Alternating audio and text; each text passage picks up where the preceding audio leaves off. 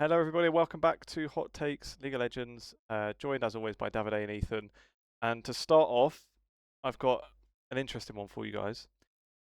What's your best or worst or most interesting story from just from your work behind the scenes? Anything you've been at an event, or when you've been doing an interview? Just any Of any this week anecdote, or anytime. Your best anecdote. oh, that's a tough one. I didn't expect it. I'll go first if you need some time to think. Yeah, go ahead. Go I've ahead. got a random one that's wasn't in League. It was in Valorant, to be fair, but it's fine. But anyway, at Masters Madrid in 2024, and for those that don't follow Valorant, Masters are the global event, so it's like an MSI kind of thing. Um, and it was this was after the press conference. I'm pretty sure the winning press conference. Sentinels won the tournament, and then they did a press conference. And when I was there in the press room, and you're all just kind of sitting there doing your work and whatever. And the players had finished, and I think they were kind of just standing around and chatting.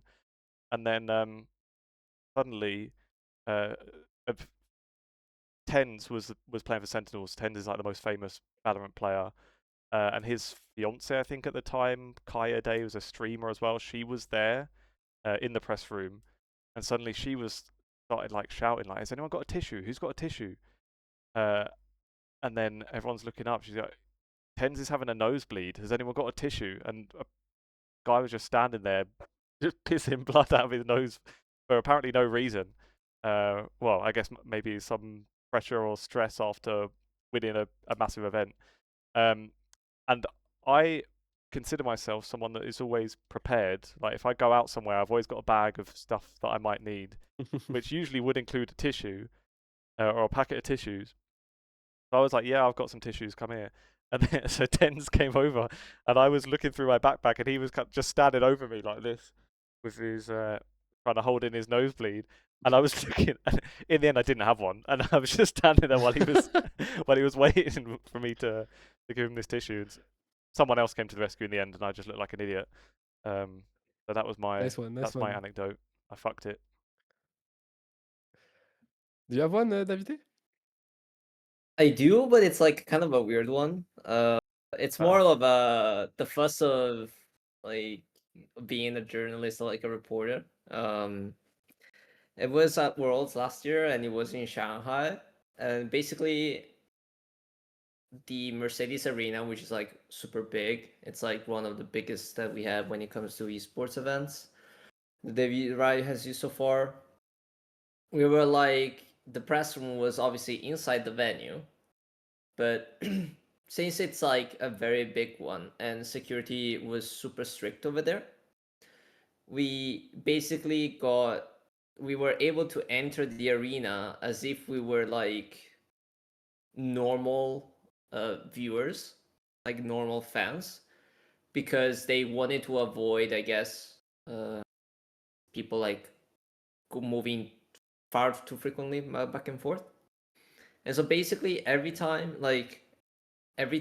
we had to go inside the arena every day, which we can only do once because apparently it's like in China due to the identification whatever, you are only able to enter the venue once and then come out. Like once you come out, you cannot go back in again.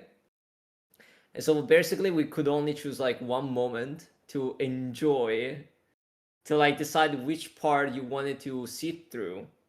The issue with the entire thing was that because we couldn't like go through the backstage, we had to like go outside of the venue and enter, like go from the press like staff workers side into the normal fan side, and then the entire walk was like 15 minutes.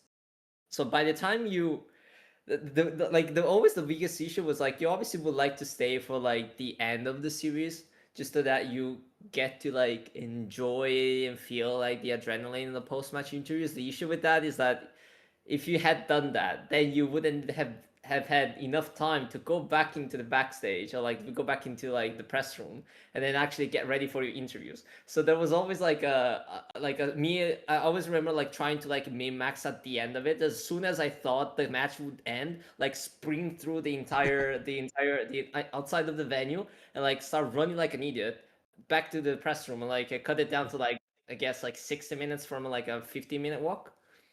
And every time I always like ended up like there, kind of started dripping in sweat. And so that was like kind of like the, I guess, the tough side of being a journalist, that you have to like make those. It's actually physical. It's actually Survival of the physical. fittest, this It's job, actually eh? physical to a certain extent, and that, at least for me, it's like it was an enjoyable thing because at least I knew I could do some like leg work, like stay a little bit more fit every day. But that was like every day for like a week. So like it was kind of crazy, I guess. Okay, yeah, I have one. It was at MSI last year. So basically, my hotel was like right next to the players' hotel. Okay, and so there was one day I was coming back from the arena after a match, and so I just passed through the players' hotel, and I saw FlyQuest coming out of their bus and going back to their room basically. And so I thought, maybe I should try to speak a bit with the players and stuff. So I came to the hotel, just making like if it was my hotel, you know. I came into the hotel, and so I waited for the elevator. And while I was waiting for the elevator, there was Inspired and Bwipo right next to me. And so I started discussing with him. I started to go like, when do you guys come back in EU and stuff? And so that's actually how I got to know that Inspired was interested in going back in EU, because he told me at that time, maybe next year, I'm open and stuff. We'll see, because obviously he wasn't about to tell me right next to Bwipo, yeah, I'm leaving. I'm leaving. In the middle of the season, because it was at MSI, it wasn't even at World. So, and so he told me, yeah, why not? Let's see what happens next year. My contract runs out and stuff. And so I discussed with them. I told because I think it was the moment where it was right after they trioed G2. And so I was like, yeah, you should come back in EU and stuff. And I was like, do you think you would have stormed KC the same way? Because at the time G2 was the second seed, but they didn't play KC in the playoff. In the entire playoff run, they didn't play KC.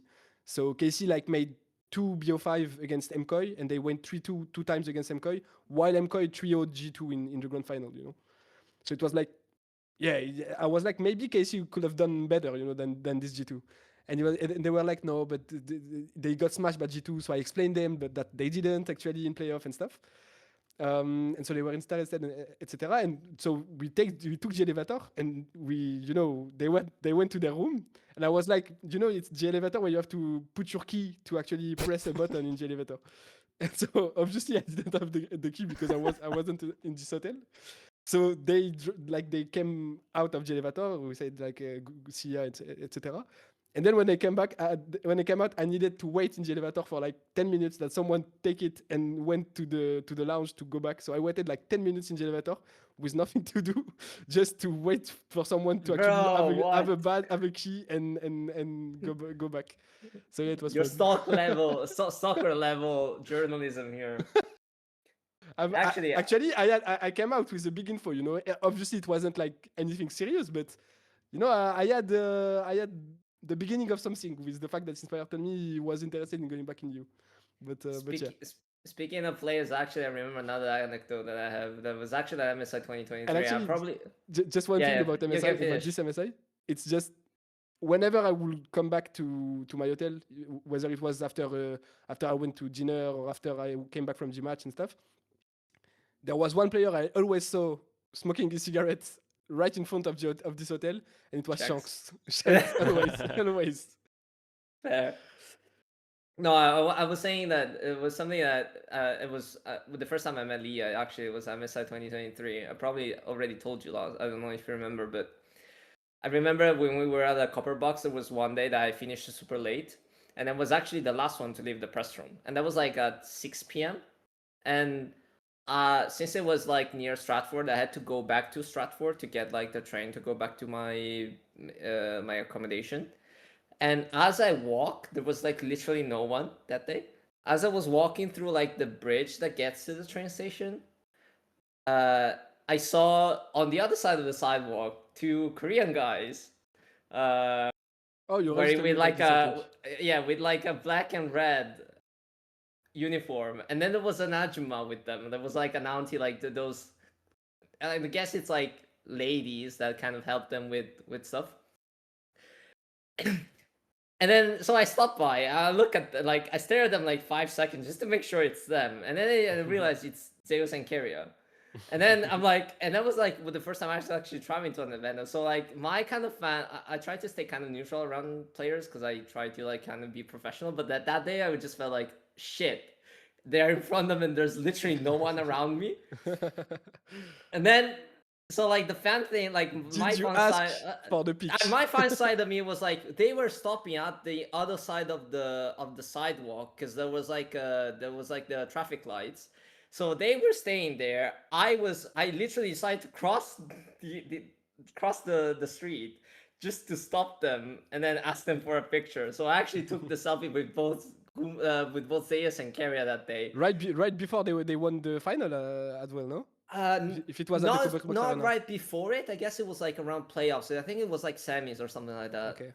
Oh, it was MSI. It was not Worlds. Okay, my bad. Yeah, they also didn't win there. They got knocked out at 2023. Yeah. That was like the crazy thing. Cause like it was like out of nowhere. Like I remember that day there was no one around. Like literally there was no soul on the street. Because it's also like a gloomy day. It was about to rain. And I just remember me just like casually walking by, and then I was like, "Oh shit, I have to do that." And then I did. By the way, that makes me think that after the MSI final, when Genji won, you know, there was a big limousine waiting for them, like in front of the hotel. There was a big limousine, and you saw all the players like coming down in, like all the Genji players like Keen and stuff coming down in like you know, with Gucci stuff and everything to go to the limousine. I guess they were going to party and stuff, but it was very fun to see when I came back. Perhaps that's why Genji aren't a profitable organization. They're paying too much. These rich players, not like T1 skimping and saving where they can, making them walk back to the hotel. Won't even pay for a car. But at the end of the day, bro, I mean, like they used to have the Mercedes bus in London. I actually remember seeing the for 2024 Worlds, like the same one that they used for MSI the year earlier. It was the same one that they used the year after. Do you think T1 don't party after their World Final? I think they do, no? No, of course they do. I would Of course assume they so. do. Yeah. But to transition to an actual topic then, maybe let's start not on the LEC this week, as has been our habit. But there is news that T1 has had a profitable year. To talk of them Their saving first money. profitable year. Yeah, and so that was one thing I noticed because that was one thing as like part of the news. It's the first time they've been profitable. I guess that means as T1 and not SKT, where they've had to be honest. where they would have had like I think it's both, 25 years to surely in like some of those days they might have had one or not. I don't know, maybe not, but I doubt so. I doubt it. Well, I think there was even more. What, even when they're in when they're in before. like StarCraft paying people peanuts. I don't know, but anyway, regardless, in the current climate, especially in League of Legends, it's surprising to have a profitable year, to say the least. And to be fair, like it was even more surprising, I guess, the distribution of how they make their money. Like I think for most teams, their revenue is like largely sponsorship, and then things like merchandise is like a tiny bit usually. But this was like for most teams, yeah, I think so. Why do you don't think so, Davide? Because no, to me, I mean, KC is yeah, one-off. I was like saying depends. Yeah, like the actual can... big fan base teams probably make a decent bit, but I think like for most teams, how many people are buying a SK t-shirt? Probably not that many. we can touch upon like a couple of things here. So I mean, like aside from T1, but actually from T1, like I at least knew it was like a trend that came from like the past 3 years. Because I remember that there was one time in 2023 summer, I think, that they went to like an ESI event, which is like a business networking event, and they shared on that day that basically at the time already 60% of the merch, like 60% of the revenues came from merch. So it's like, I guess it's something that they've tried to capitalize more and more because they saw that it worked. I guess it's like partially due to the fact that obviously it's T1, so people are more likely to consume it, especially when it comes to esports. It's like when you have to choose something, you obviously want to choose something that it's exclusive or it's like considered one of the best in the scene. And also, I guess it's also because of the quality and the stuff that they design is actually looks very good. But I also guess it's something kind of related to like consumer habits, because in the article we mentioned that it's mainly Korea. It's like 70% of the revenues coming from Korea, and then there's like a large share that the second largest share is like Americas. But like it shows that people are willing to spend on like small merch, which technically costs less. Myself included, I bought some T1 stuff over the years, and it's like keychains or like the mugs, the slippers and stuff like that. That's technically it's an everyday thing that you can use, but it doesn't cost you a lot of money. I guess the most expensive thing that I know of is probably like the jersey or something like that. So it wasn't like unexpected for me. I was actually more surprised by the fact that it's a 70% Korean share, because I thought they would go much more global. By the way, I know they're expanding in EU because they opened up a new Instagram account. They open like the kind of like EU shop kind of thingy. So technically it should make logistically wise the merch drops and fast shipping whatever much better. Still have to see how that goes. But like, so I know that usually like T1 was super good, super focused on Korea and Chinese market as far as I know, because it's obviously where most of the fan base actually at in terms of numbers. Like obviously T1 as a fan base is global, but considering how many esports fans there are in these two regions alone, you would say that they would count up for like a majority of T1's fan base. And the only one that I was saying, the only one that makes me feel like it goes on a similar route is KC. I was thinking though there are like some of the teams that have done like diversify kind of the revenues over the years. So you can think of Team Liquid with Liquipedia and other stuff they have had. TSN with Blitz.gg. For those who don't know, Blitz is like a software. It's kind of similar to other GPM. Yeah, I didn't. I'll let you plug set him that. up I'll for let you it, for plug God's that. sake. Shout out to Giuliano though. Like I must say, shout out to the guy because like he deserves it. I think he's doing a great job in the He's scene. working hard. But Not like yeah, his in general, employees. like What did you say? Not like his employees. but yeah, like there are a couple of teams out there that have done different things. It's just that so far it's kind of weird that we haven't talked about profitability as much, which I guess is a good sign. But at the same time, the whole issue for me is like, so you have to get like three back-to-back world championships. You have to have the gold. You have to like sell a shit ton of merch. On top of that, you gotta be the best team in the world, like League of Legends team in the world, to be up by not even $1 million in profit. I'm not really sure. And you have to wait for I don't know how many years, because T1 is in the space for a yeah, long time. definitely. So. But like, I think when it comes to investing, people definitely know what it means, like having T1 as a brand. So even if it's not super profitable, I don't think it would be an issue.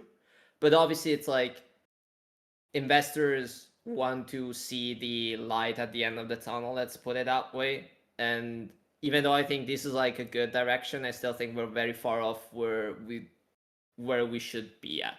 Even though if you look at like traditional sports themselves, there are a lot of times where like even the biggest football clubs in the world, we were talking about like Champions League football clubs that are still playing right now, like Real Madrid or stuff like that, they burn like not even millions. They have burned like $500 million in terms of money over the years. Or even Barcelona when Messi was there for as a They were like counter a example. billion debt at some point. Yeah, exactly. So it's like it's good that they're trying, like operationally speaking, they're becoming more and more profitable, but I want to see more from T1's next year's financial, I would assume, to understand whether, based on what they've done this year, the results, the like economically speaking, are still strong. I don't think that winning a world championship will change it as much. But if T1, for example, doesn't go to, fingers crossed, just I don't want to jinx it, but like if they don't end up going to MSI or don't end up getting to Worlds, I'm not really sure how that will affect their profitability. For sure, it will affect a bit because of all the the phenomenon that is going like to your marketing stuff from winning. It's not only about the cash prizes and stuff. It's also about your brand growing when you win. And fans getting to engage more with your product, getting to engage more with actually what you said, like a mug, with a slipper, with all those stuff you will sell, just because your brand is more engaging and is more relevant in the space. So for sure, if they have a blank year where they win nothing, where they don't go to any international, for sure it will be like there will be an effect, I think, on the sales. No, And definitely there on will be an effect. I want to see how much that effect will be. yeah, It's like, aside from the prize pools, which I think in terms of size is not really like that relevant. yeah, Like if you exactly. Yeah. put like the first It's not place of even first on relevant. MSI and Worlds, it doesn't really mean much to me in terms of with respect to how much money they're making in a year. I think it mainly comes down to like skins sales from World skins Also, yeah, that's true. The digital product, or like the skin sales they will make out of their world final, like out of their yeah. world win, for sure it will bring a lot to them. I wonder if Yeah, they I I count don't also that know if want it's as a are player they thing. Is it a player thing or a T1 thing, by the way? Do they get the money, the they players get a directly, share. or does T1? T1 gets I'm not part of sure. it. Isn't it like it's like a percentage goes to the player, and then part of it goes to the team, and then part of it goes to the league to be spread Okay. with the rest Yeah. of the team?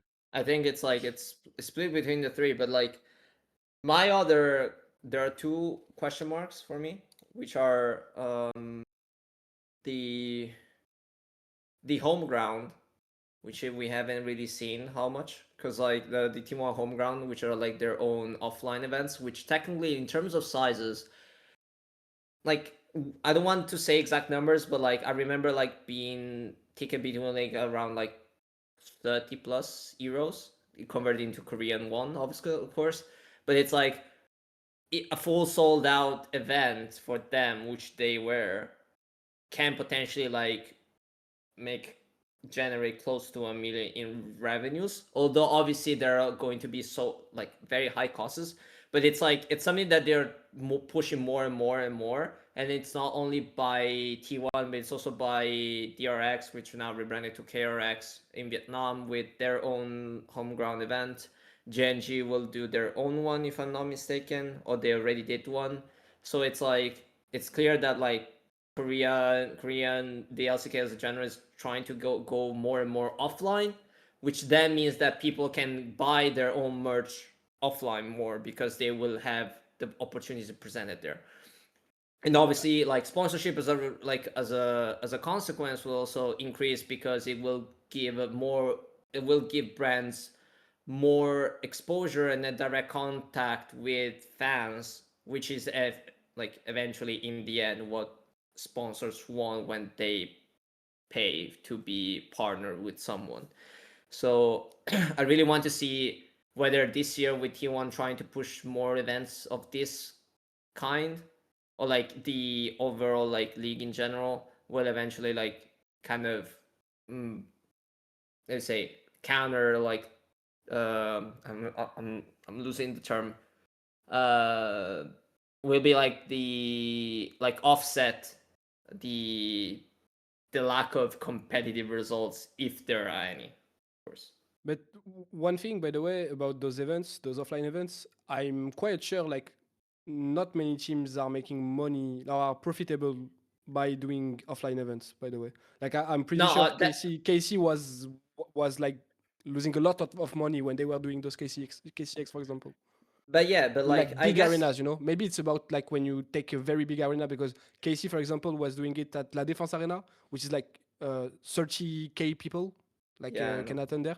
And so for sure, when you do that in such a stadium, maybe you can't be profitable, you know.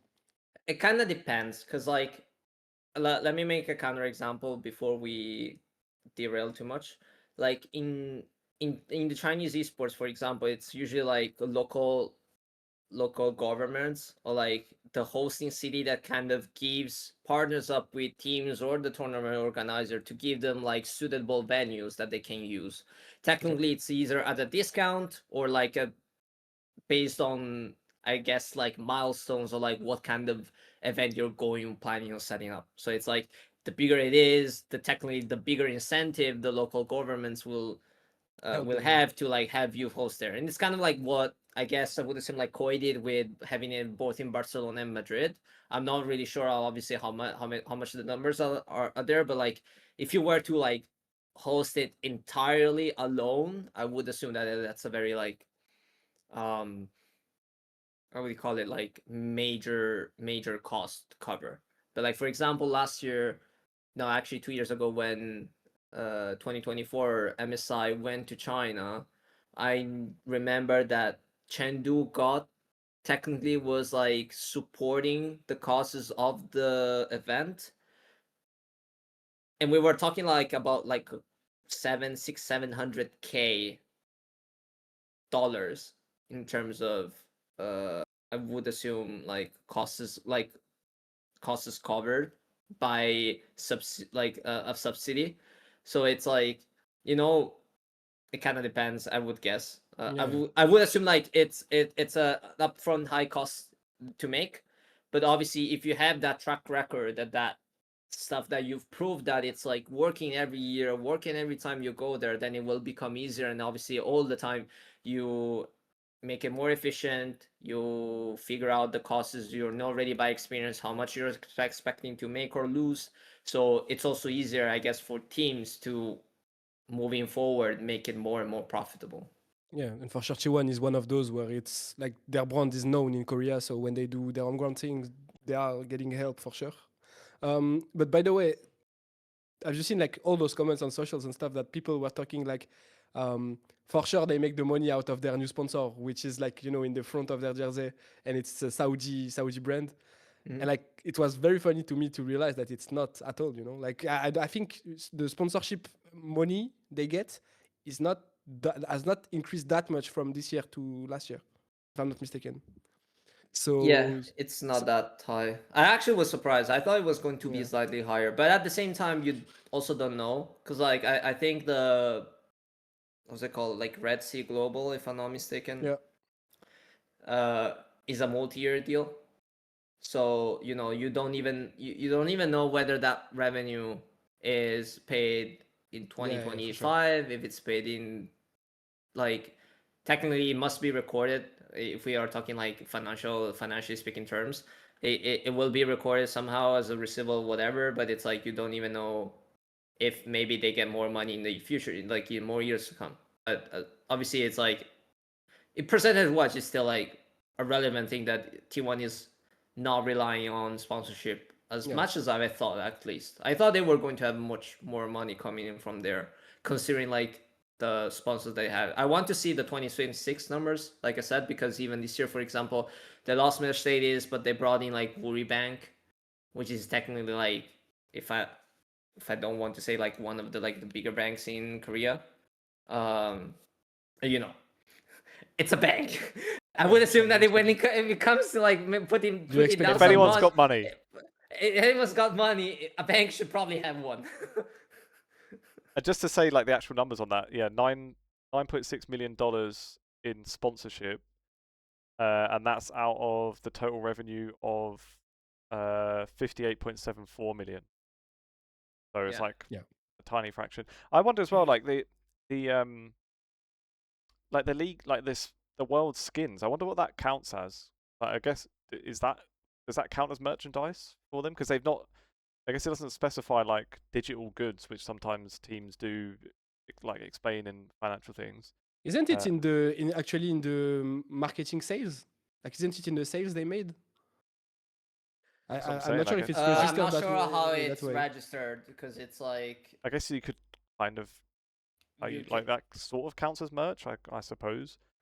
Because then I wonder, like, out of the merch, if I like, don't think so because technically I don't want to get into the nitty gritty because it feels like it becomes like a financial podcast, but technically I would assume that from how things goes, the revenue actually goes to Riot, and then Riot gives it back to T1 as some sort of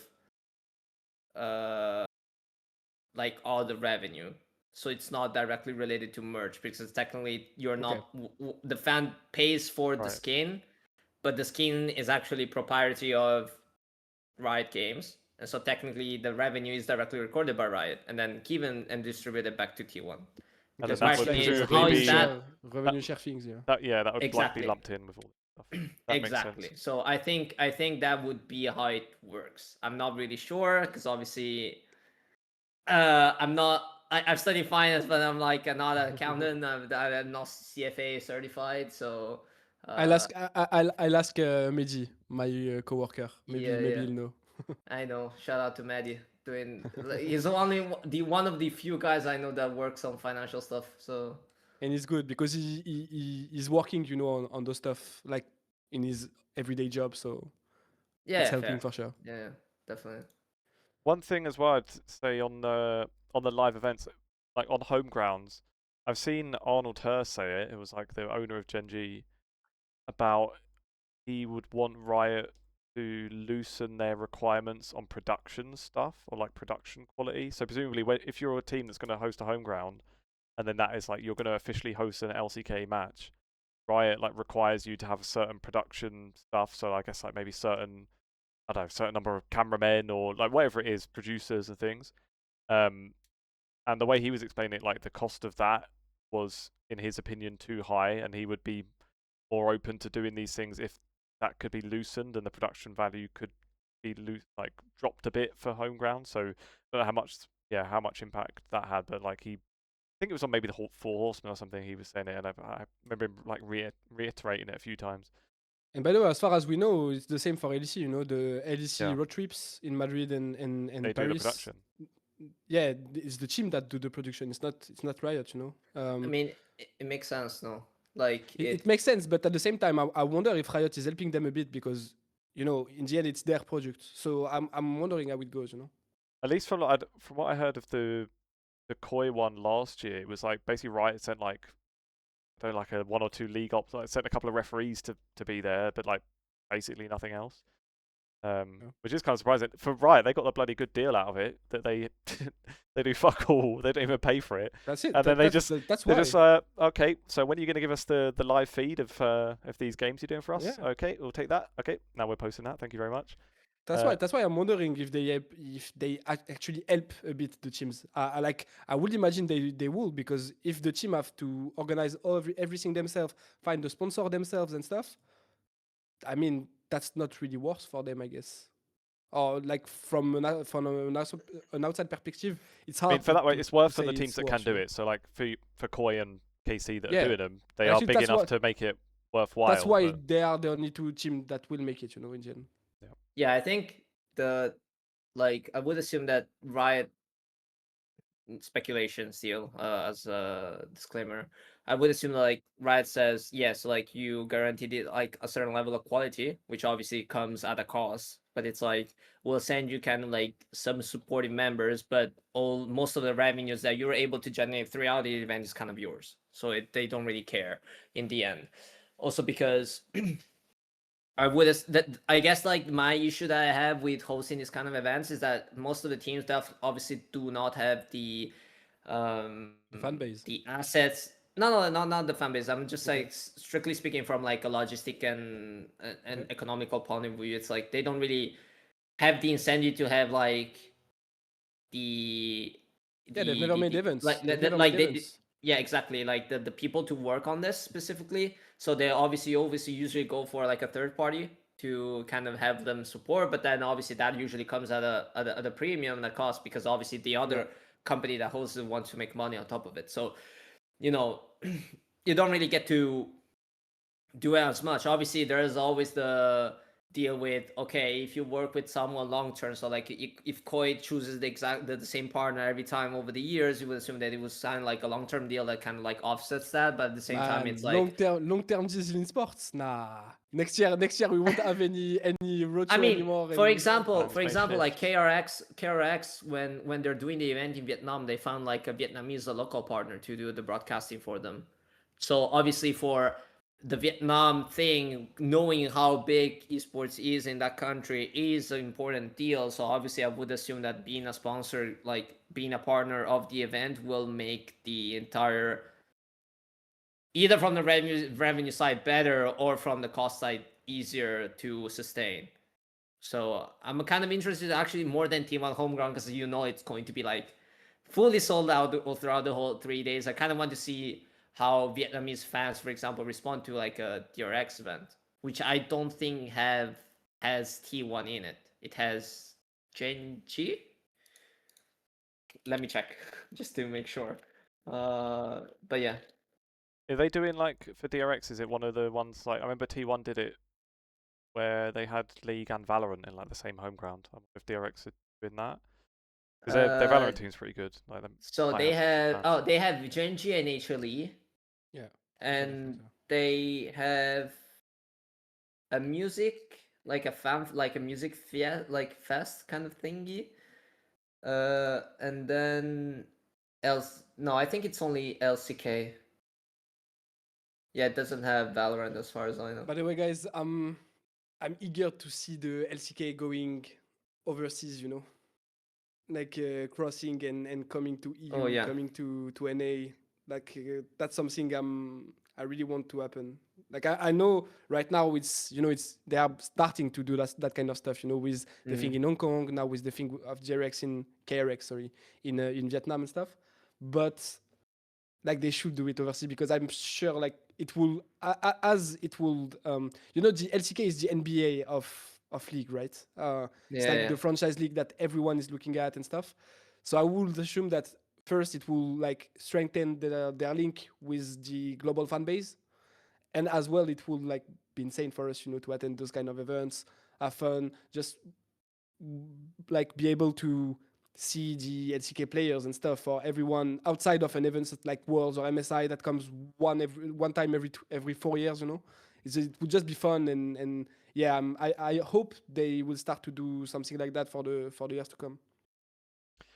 Would you be down to like, okay, we're obviously like talking about like ecosystem as a whole. Like, would you think having the Counter-Strike open circuit as a thing potentially be interesting to consider? Because obviously, Riot will get to decide to call the shots, but like my idea was like, okay, what if you like make open circuit events throughout each region or like throughout different countries, and then like canteens kind of get to decide where to play.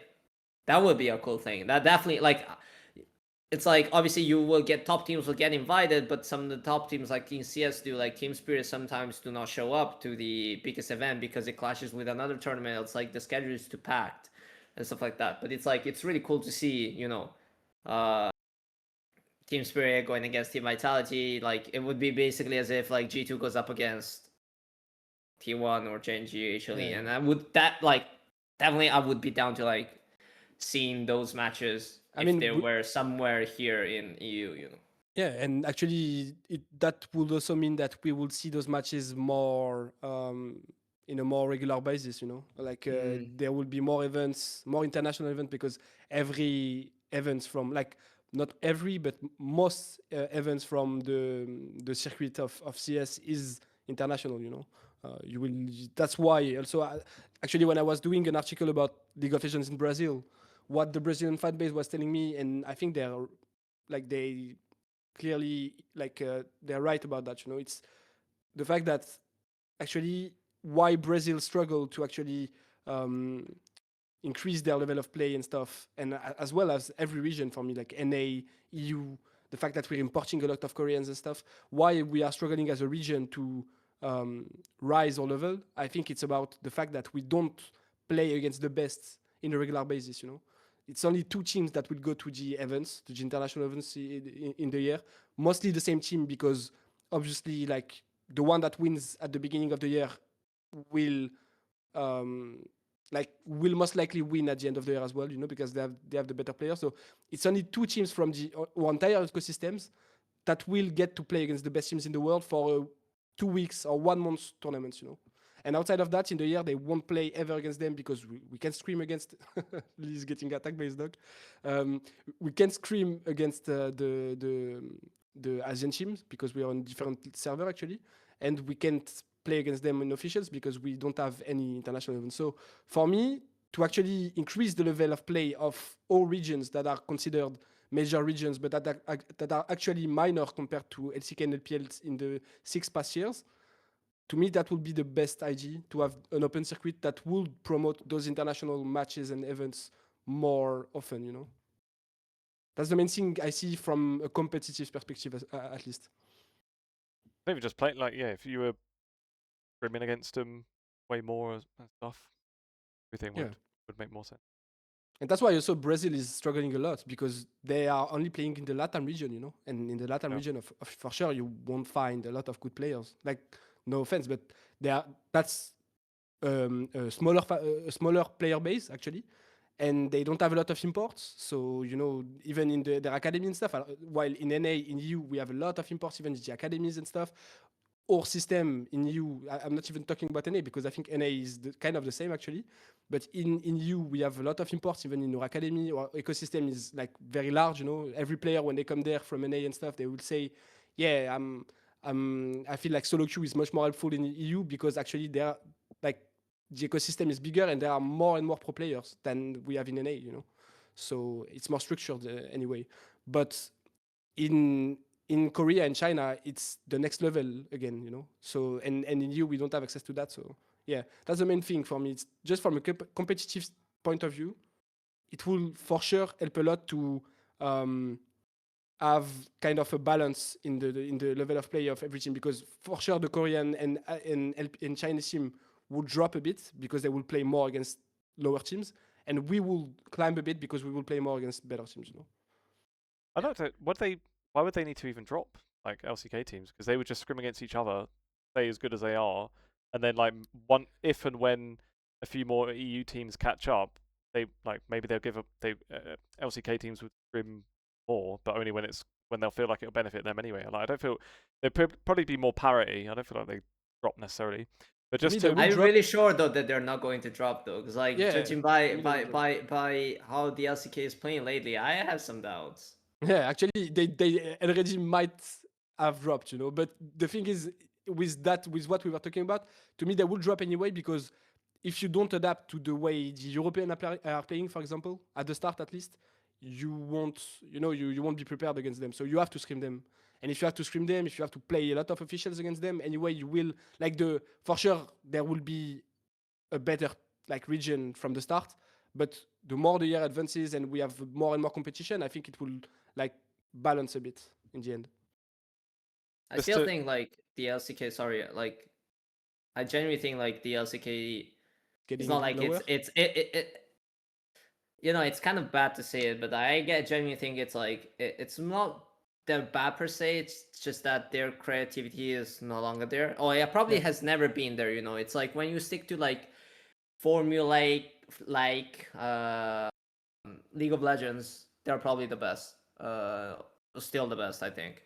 It just because of Fearless, because of these more volatile and adding more variables into competitive play, that it's causing them to kind of not stay up to the level. You know, that's funny actually, because to me that there's a paradox in that, because right now I think we're in the meta where it's like the closest to the standard meta we can have, you know. We don't have any more lane swaps. Lane is very strong. Like if you have good laners, you will be very good. But I just feel like the Koreans are very slow to catch up. Anyway, like in every metas, I always felt like it. Like they are very slow to catch up to the new meta, and because now the meta has changed a lot, as you said, the arrival of Fearless. Like I think we are starting to have a standard of how to play Fearless, you know, with patterns of draft and stuff that we really didn't have last year, and we're starting to have that this year. And I think they are slow to catch up with that.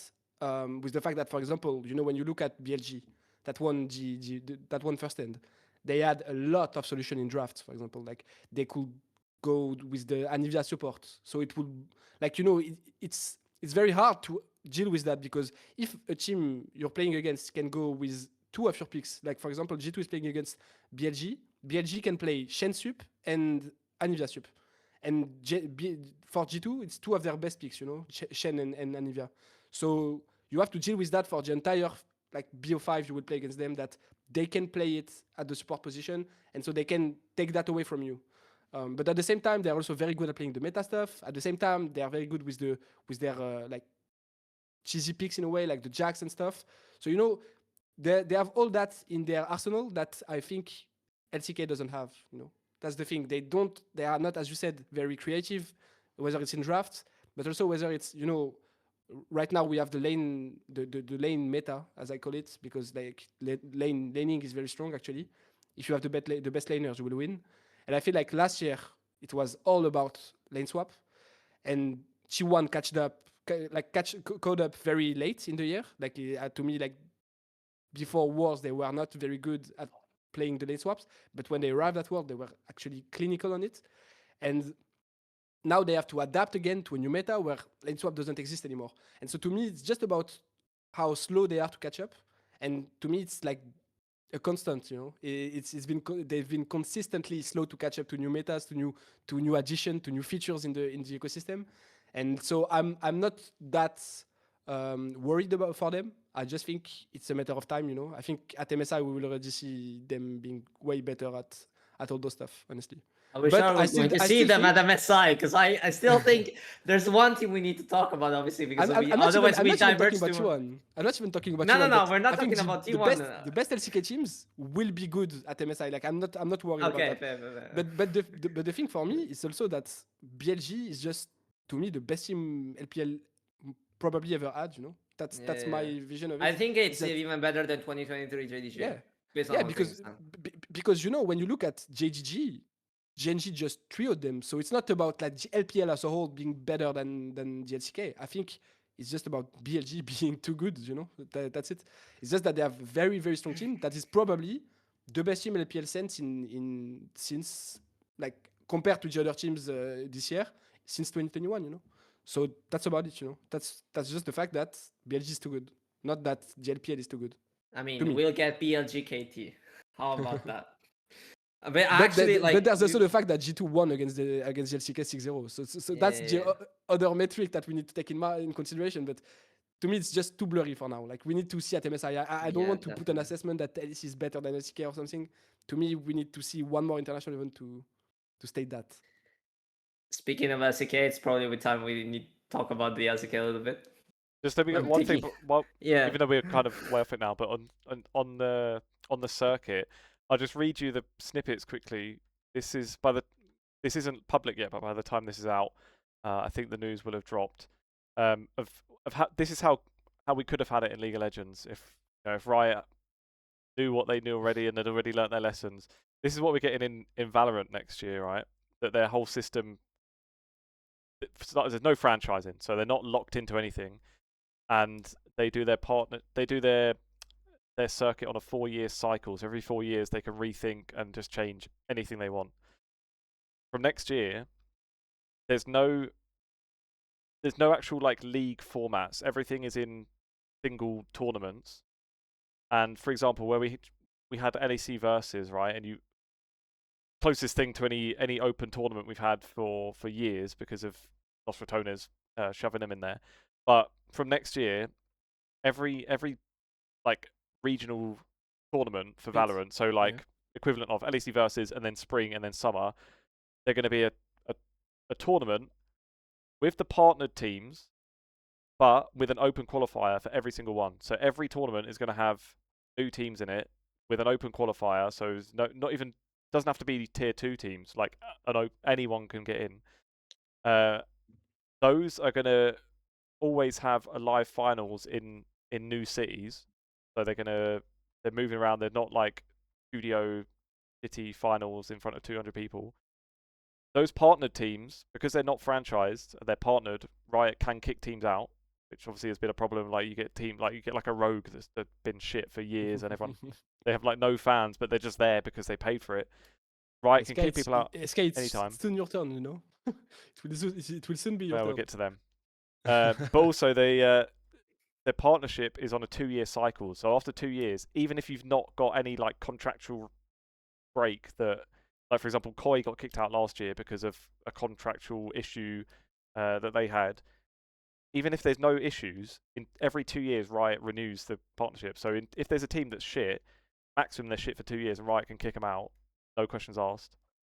And then for news for the teams, which this was already public already, but they're just kind of restating it, that last year the partner teams in the Valorant ecosystem shared 86 million in digital goods from Riot for their skins and capsules and stuff, for having in-game sales, which League of Legends basically has none of, unless you win Worlds. So no, actually, they have some, but it's not even close to 20 cents 86 for an million, emote. Yeah, great. Yeah. So there you go. That's how things could have been. But even that, you could argue, like it's still regional stuff. You're locked to teams in your region, and you can only play against other regions if you get to a global event. Like even that still has its downsides. But there we go. What were you going to go on to, Davide? I think. Go ahead. By the Oh, go way, on. this is like, just to quickly go back on that. This is probably what we will get in League of Legends as well. You know, because I feel like Valorant is kind of, you know, since it's their newer project, they are making every adjustment that they would like to make. Like Riot is making every adjustment that they would like to make in their ecosystem in general, in Valorant, because they can, you know. While in ADC and in League of Legends in general, they are just blocked by the fact that by franchising, obviously.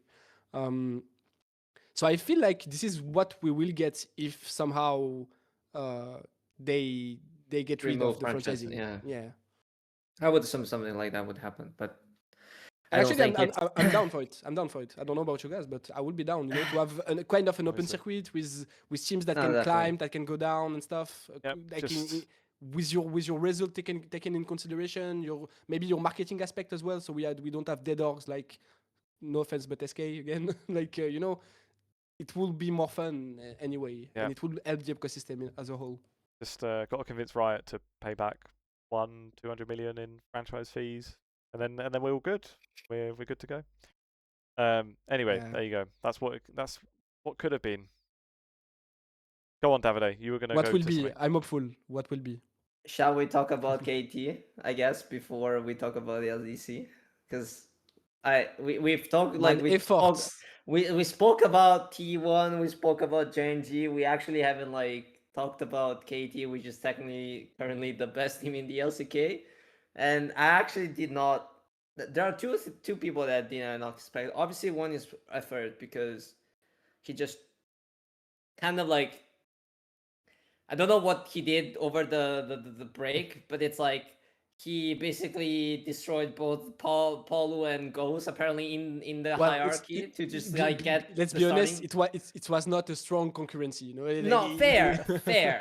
I understand that, but at the same time, you gotta consider like Effort was like in LCKCL for quite some time, you know, and it's like it's kind of weird to see a second prime, because if you think about like Effort is on the bigger side right now in terms of age. He's like already like he's 2000. 26 yeah, he's getting 26 this season.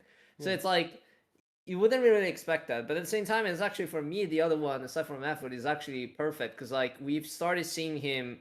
I agree. Yeah.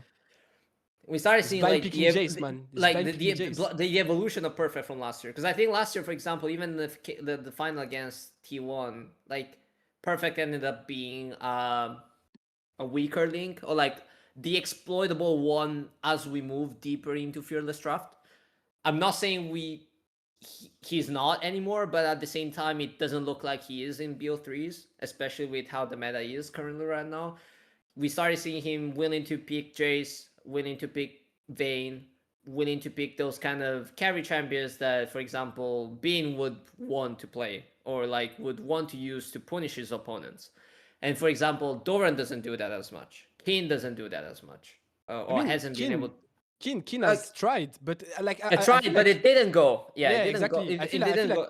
what set apart Perfect from the others is that it worked, And I feel like in any other region, any other players, when they pull out the Vayne, when they pull out those kind of cheesy picks, it never works, And it worked for him, so yeah. Exactly, and I think obviously like BDD, honestly, BDD is BDD. Like I swear to God, if Big there's Daddy. like I don't know what would be equivalent of the football award that usually you give to like the Teddy Award. Probably I would call it when Teddy was hard 1v90 in on Ginair back in the time. For those who know,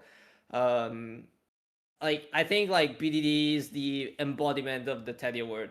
At least he has been for like many years. Like he has been like single-handedly like raising up whatever like KT over the past 3 years at least as I remember by a whole new level. Yeah. And obviously cuz very solid. I was actually surprised that Aiming was pretty solid as well.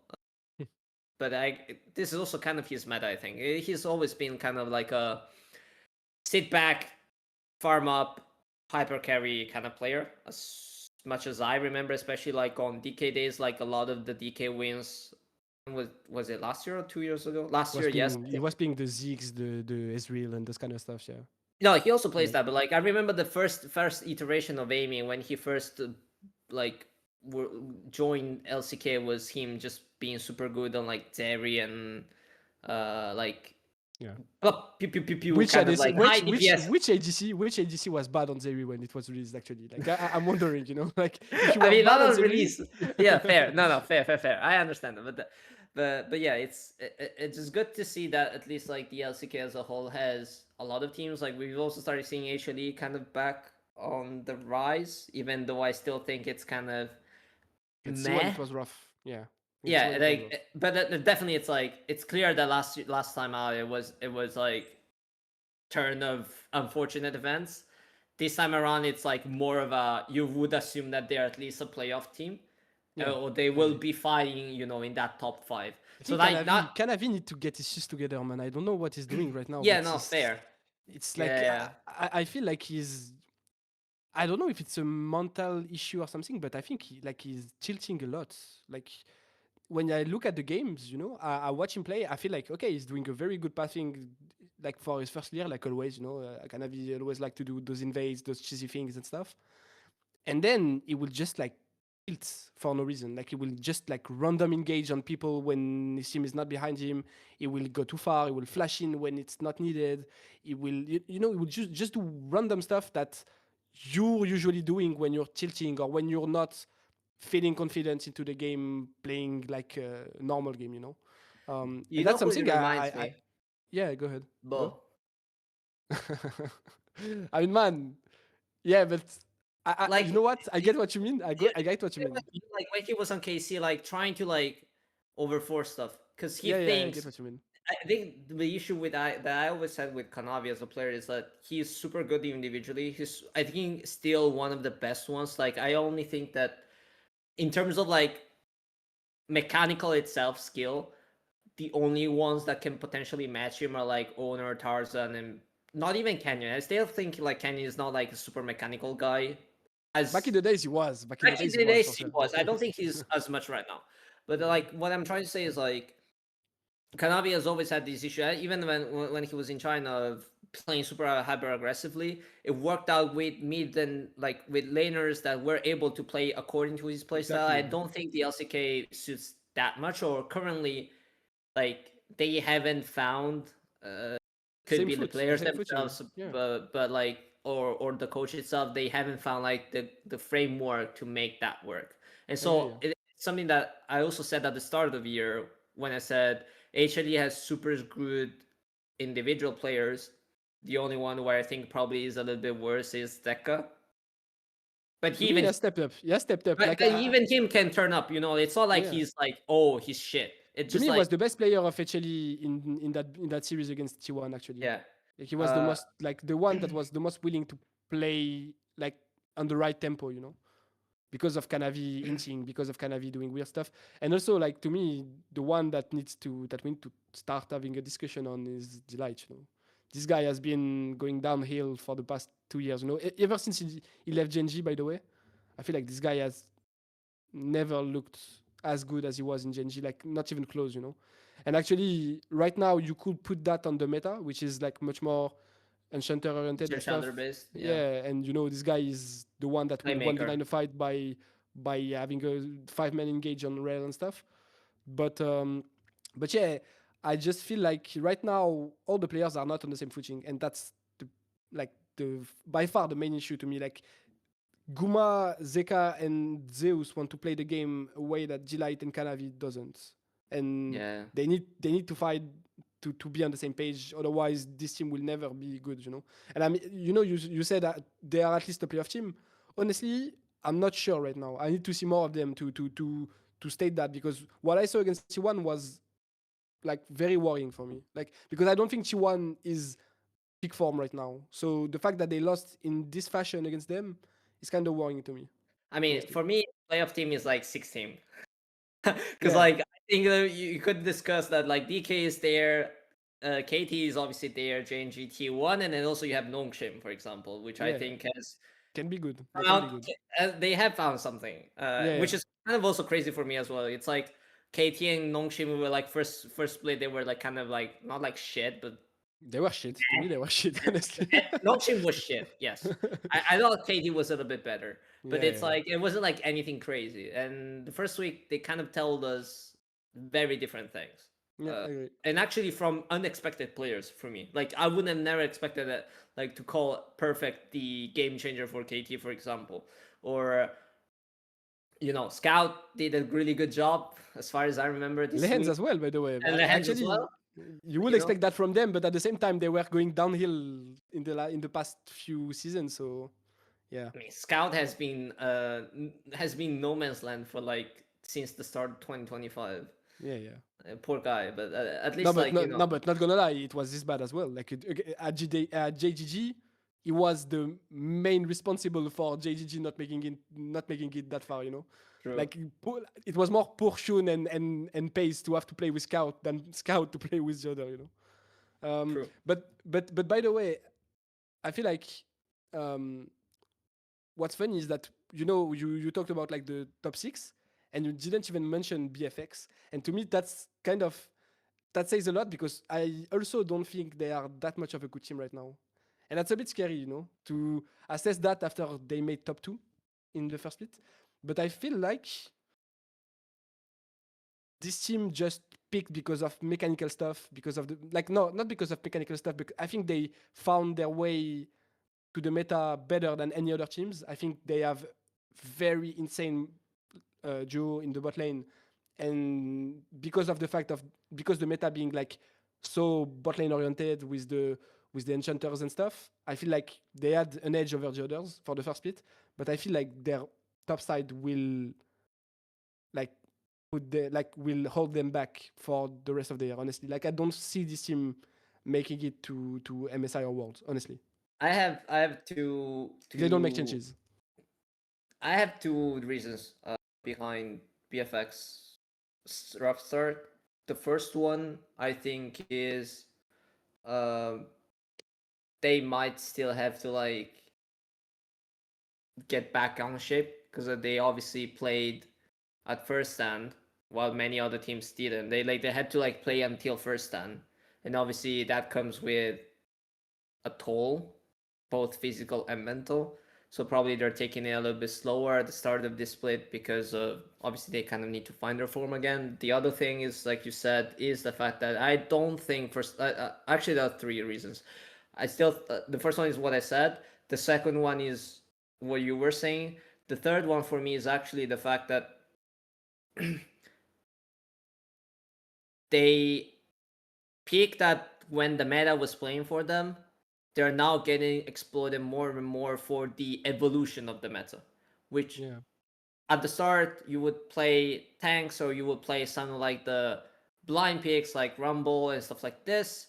But now we're starting to see a lot more exploitation when it comes to counter picks in the top lane. And then when that happens, Clear does not cannot withstand the competition of other yeah, exactly, of other top laners in the league. And as much as bot lane, I still think BFX bot lane is still strong, it cannot make up for the top side losing or for mid lane losing. So it's kind of a, especially because I think the other team caught up with the meta, you know, in exactly, well. and other people caught up with the meta. So my issue with BFX right now is, are we going to see an evolution from them, from what they were standing? Yes or no?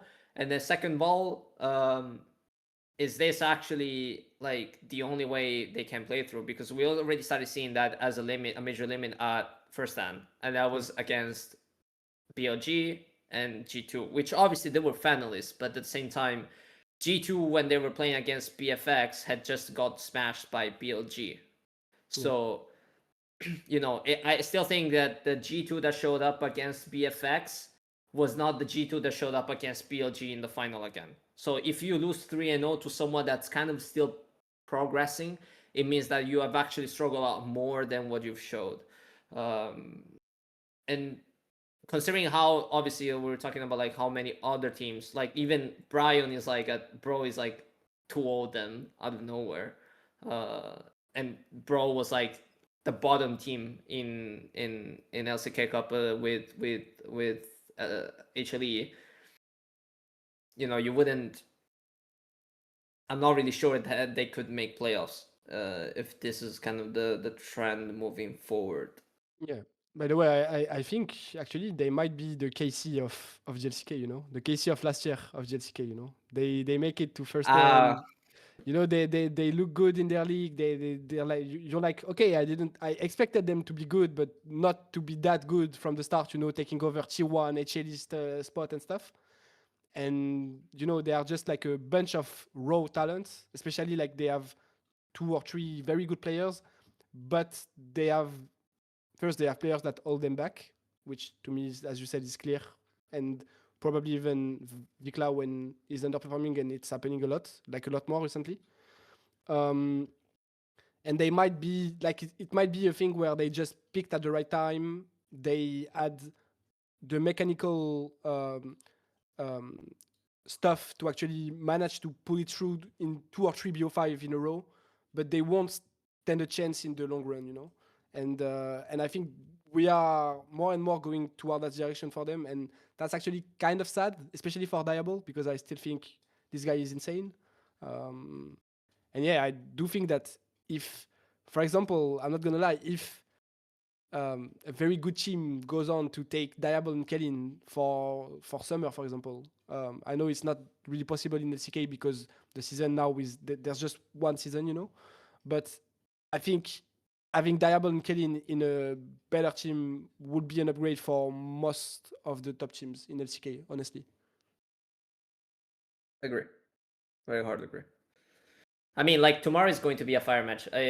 By the time the video is out, it's probably not going to be tomorrow. But, you know, DKH and Legion G and T1 playing on the same day is fire. Yeah. We go to GLC or what? Let's go for it. I was going to say, the viewers, when they listen to this, they'll be the lucky ones. They would have seen it already. They'll know. Yeah. No, you will put the chapter so people will see it. No worries.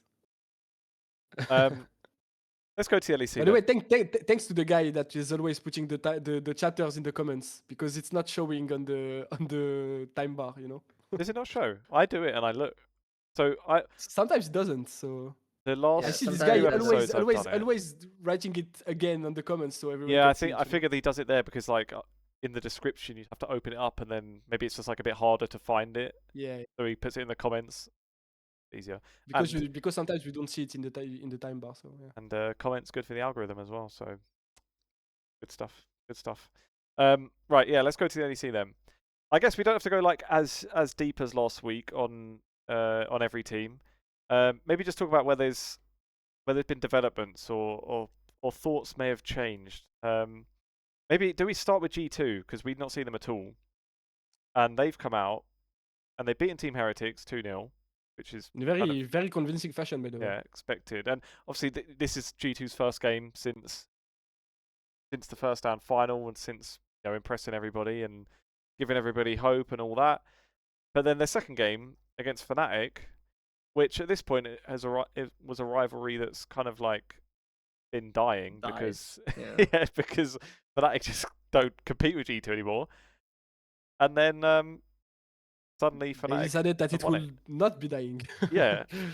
I wonder. So we maybe get onto Fnatic's side of it more later, but from G2's perspective, is that a worry? Because No. the way I looked at it, I figure like, especially early in the split, any losses, unless it's catastrophic or it's against like literally like SK, or I guess Fnatic's like not that far off the expectations, but I wouldn't worry too much about early losses, just especially seeing how G2 kind of handled LEC versus, and this is like not knowing how much of this is on purpose, but getting the idea that maybe they're ramping up through the split, and especially if they're going to be a team that's going to be at basically every international event and hopefully going deep, it makes sense that they're not 100% for every single game for the whole year for like burnout and stuff like that. So in my eyes, in my head, it makes sense that they start a bit slow. They are coming in.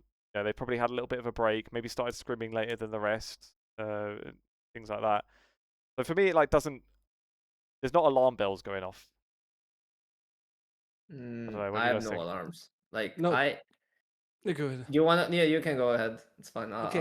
I'll let No, you do it's just it's just G2 thing, Like they always do that. Like right now, I'm not worried at all because I feel like it's the 6th time in a row that I see them having poor results in regular season.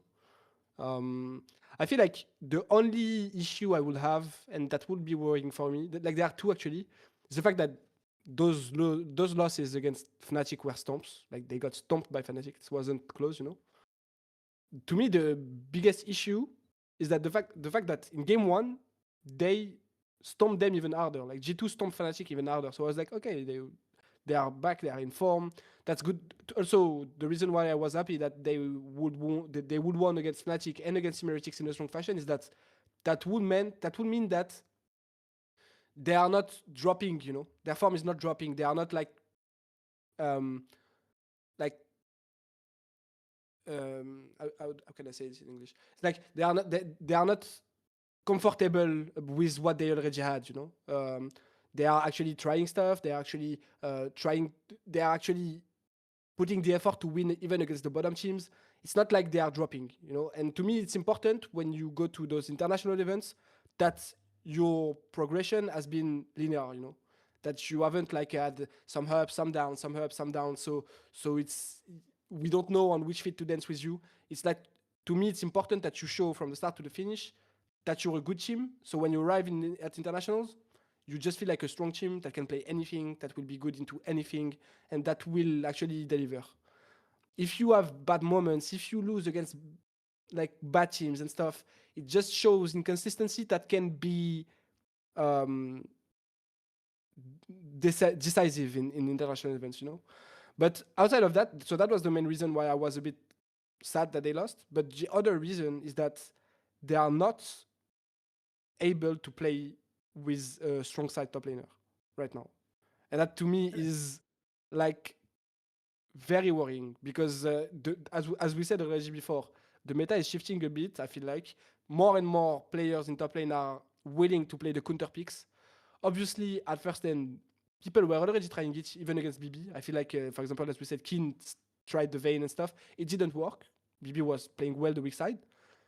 But in BO5, if teams get to practice on the stuff with the good top laners that we know around the world, like Zeus, like Keen, like Bean and stuff, if those players arrive at MSI having practiced all those matchups when, the top laner in front of you will only play weak side, you know that. Okay, so I will just train on the champions that will completely counter his playstyle, and they're fucked, And so I feel like G2 managed that well at first, and because people were not aware of that possibility. Now that people are aware, it will be a problem for them for sure if they only rely on BB playing the weak side. So the fact that they are willing to try stuff to make BB in uncomfortable situation on Besa, on Renekton, it's very good to see that, you know. But the fact that he's getting gapped by Ampiros is worrying. It is worrying. But you can say, at the same time, you can say that it's been 1 month that he's been playing only weak side, you know, both at first end, maybe even when he came back, I don't know, or even he didn't play when he came back. So, you know, it's been 2 months that he's been playing only weak side, and now you ask him to play the strong side stuff or the champs that need goals and stuff, and then it can be harder, you know. So I don't know. I feel like it's a bit worrying that they are not able to do it right now, but at the same time, it's good that they are practicing the stuff, and it's better that it happens now that they find out they cannot play the strong side on top lane in playoff, and it's already too late because at MSI they will get fucked anyway, you know. So yeah, I just feel like if they find a solution for BB, no worries, like it's okay. It's just it happens. It's just a loss in the regular season against Fnatic. No one cares. If this loss does not translate into BB being able to play those champions, being able to play Giambesa on a consistent level and stuff for the future, and they don't learn from it, you know, then we will have to start the discussion, because I think they are gonna like get capped, you know, like they will have a cap that they cannot cross. I mean, you basically said everything. I have a slightly different take. I mean, like slightly different, but I guess it's just like I'm not that anxious about G2's loss. Not to say that Fnatic didn't step it up. I definitely think that Fnatic found something that apparently is starting to work for them. The one thing that I'm not worried about is that I would assume that what we saw in like G2 in game 1 is G2 I expect to see what be kind of be the floor when they play, to stick to something that they know how to play. Yeah. So it's like, and that's good that they show it. That's they good that showed it in the in- first game with the yeah. Seraphine Ash, which The I Xinzao. also I think it will be an important match for the next time they play against Vitality, because there is a question about this bot lane being super highly contested in both sides, and also all the other bot lane matches being super contested. So that will be interesting to watch as like one of the keys, I think, in that series itself. Like Ethan said, my issue is BB trying to get a counter pick on Ambessa and not working out like whatsoever. Like going 0-7, 0-7 and 0 is like very, very unlike from him.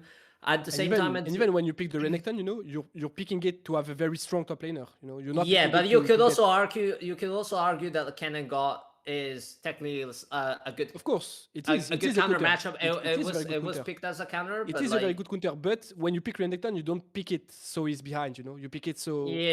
And so if the enemy answer with the cannon, you have to pick a jungler and you have to play for this Renekton to not get too much behind. And even that G2 is not cannot do it right now. It feels yeah, like. I feel like I'm not as anxious, mainly for the fact that my impression is that G2 is kind of like doing their evolution of the meta once again.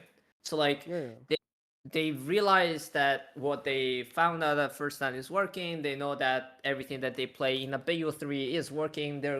I would assume they're trying to find like edges when it comes down to BO5s, which will come eventually one playoffs around, and obviously throughout the entire MSI. So for me, it's kind of like they're trying to test out stuff like what they were doing before playoffs in LEC versus. It's just that once again, it's like, okay, G2 found the evolution of the meta. They found their way, like the identity that aligns the meta with what they play the best based on the players' identities. And now they realize, okay, against BLG, we found like the wall that kind of blocks us. And so now we have to find a way to break that wall. Yeah, exactly. And so this is what kind of G2 is trying to do.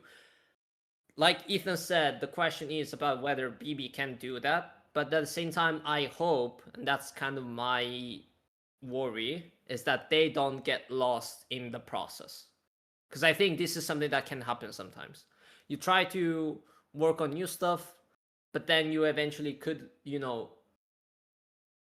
as you work through each You lose the week, fundamentals that you already you acquired might before. you might exactly you might not like lose the fundamentals themselves, but it's like you might lose that sensibility you used to have on your comfort picks, because you might not trade on them as much, or you're not used to how the others are playing those specific matchups, because they're obviously sticking more to the meta, so they're more likely to play them both in scrims and in officials, like Fnatic is doing, for example. I feel like Fnatic's drafts were very akin to what the meta is like, and I think also other teams that have done this are Team Heretics.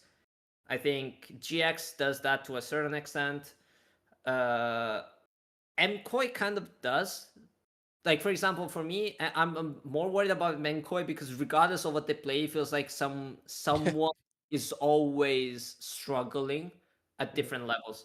I The agree. only unfortunate constant is Mirwin from my side, which is kind of has a similar discussion to what we were talking about clearing BFX. So it's like, you know, that regardless if you give him strong side or weak side, he's not going to be able to give you that edge that you need whenever top lane, the bot lane or mid lane gets countered, or like the other side of the map is not doing great.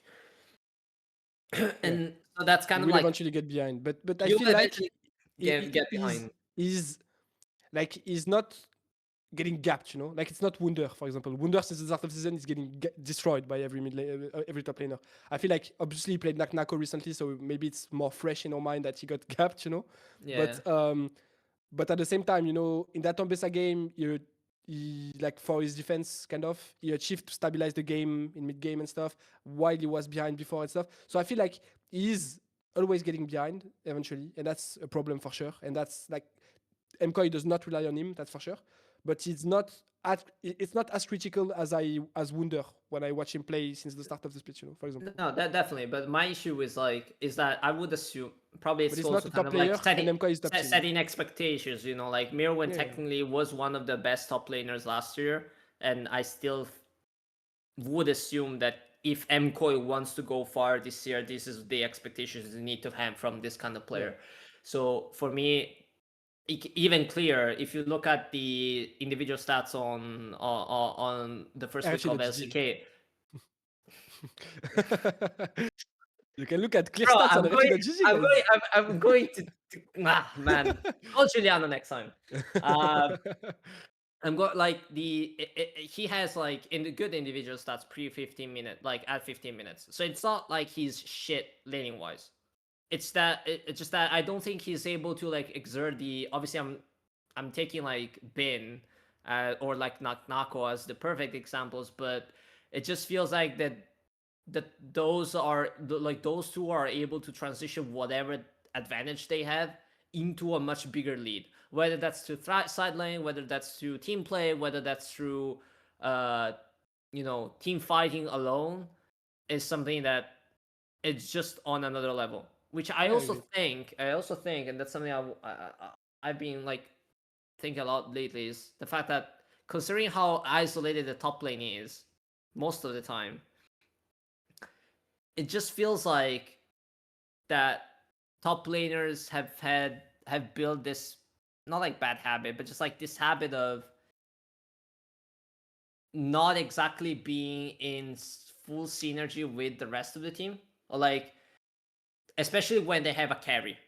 Because I think if you're a tank, or like you're a Kesante, you're a Sion, whatever, you just like stay in front, you maintain your position within the fight.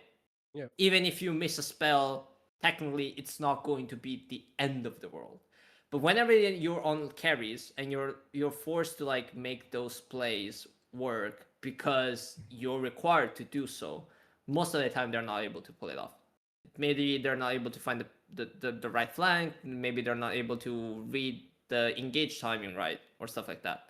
And that's something that I feel like a lot of top laners are struggling with, or have had the same consistency as Nako or Bin would have. Just to make, I mean, I guess they're currently the two best examples we could have. Oh, okay. Because I thought you were saying they were the two best top laners. No, I still obviously like I actually think Nako would be my Is he in the top 5? I would assume he's probably like top 5-ish, like top 5, 6. Because just In I the think world? I think in terms of individual raw skills, he's like that level. Because like his clicks, I've been paying a lot more attention to him lately, and I feel like his clicks are very, very good. They're, I don't want to say like LCK level good, because I don't think LCK as a whole is SK top best. laners are not that good, honestly. But if we actually, ever- yeah. But I think like there is a discussion to be made to potentially include him in the 5 best. I Yeah, might be copying a agree. little bit, but No, I I agree. definitely I think individually speaking, I'm not judging him as overall, because I think still has a lot of like downsides of that he has to fix. His gameplay is not Uh, mature enough, I would say. Like you can see, Ye- for example, in the game against KC, the Jax game, he should Yeah. be able to 1v9 this, Yeah, like but he wasn't, because he goes too far, on that jungle. He just pushing turrets where maybe he could have looked for more proactive play with his team and stuff. It's all that stuff that it's that is saying to 2024 me. bin, basically. Yeah, but yeah, You know, he's a bit like, you see what I mean? It's like it's basically the pre-evolved version of Ben. yeah, I can see what you mean. It's like a mechanical god, but he's not that smart on the map right Exactly. now, as of now. Yeah, I would agree. Exactly. But mechanically, for sure, this guy is Cracked. on another. I'm actually impressed, because I haven't seen like a top laner of this. Like I don't even think some people, like even Tracing himself, like Tracing, he told me the other day in an interview, like he said like he thinks that Nako is the best, even better than Kana. Yeah. On an But you can individual have an level, argument for that. You can have an you argument could- about that, actually. you can have an argument, but I feel like it's like for Kana, at least he brings that experience and that composure that, for example, Nako doesn't have. So it's like you could say on one way Nako is better, on something else Kana is better.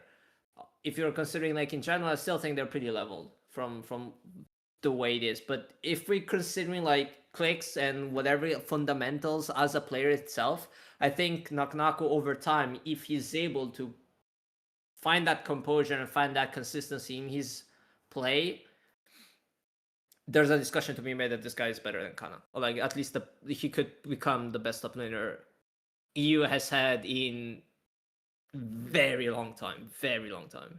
And by the way, like as we said earlier, in this show, like I feel like AC are not that good at playing through Kana, but Vitality, whenever they play through Nako, man, It's they are so working. good, So Yeah. so yeah, to me, what's impressed me the most with this guy is his consistency. He's like, I don't think I've ever seen him since the start of the year being like looking very bad. He's always like holding his own in lane if he's not gapping his opponent, which happens often. But anyway, he will always have an impact on the game, and that's something I feel like a lot of top laners are struggling on. To always have an impact on the game. Like either you get stomped, either you don't find your let's say your utility in the mid game or in team fights and stuff. This guy is always finding an angle. He's always finding a way to extend his lead. He's always looking, as I said, I think he's a bit immature in his play in the sense that he doesn't always make the best decision, but he's always trying to make decision still. And that's something to me is like next level of this guy can be the best top laner in the region by a wide margin. Like, yeah, I don't really see anyone that can match him. If it's like Kana, obviously, and BB. But I do think those two players, we just mentioned all the problem they had, whether it's BB or Kana, they have both different problems, but they have issues that to me Nako doesn't have right now.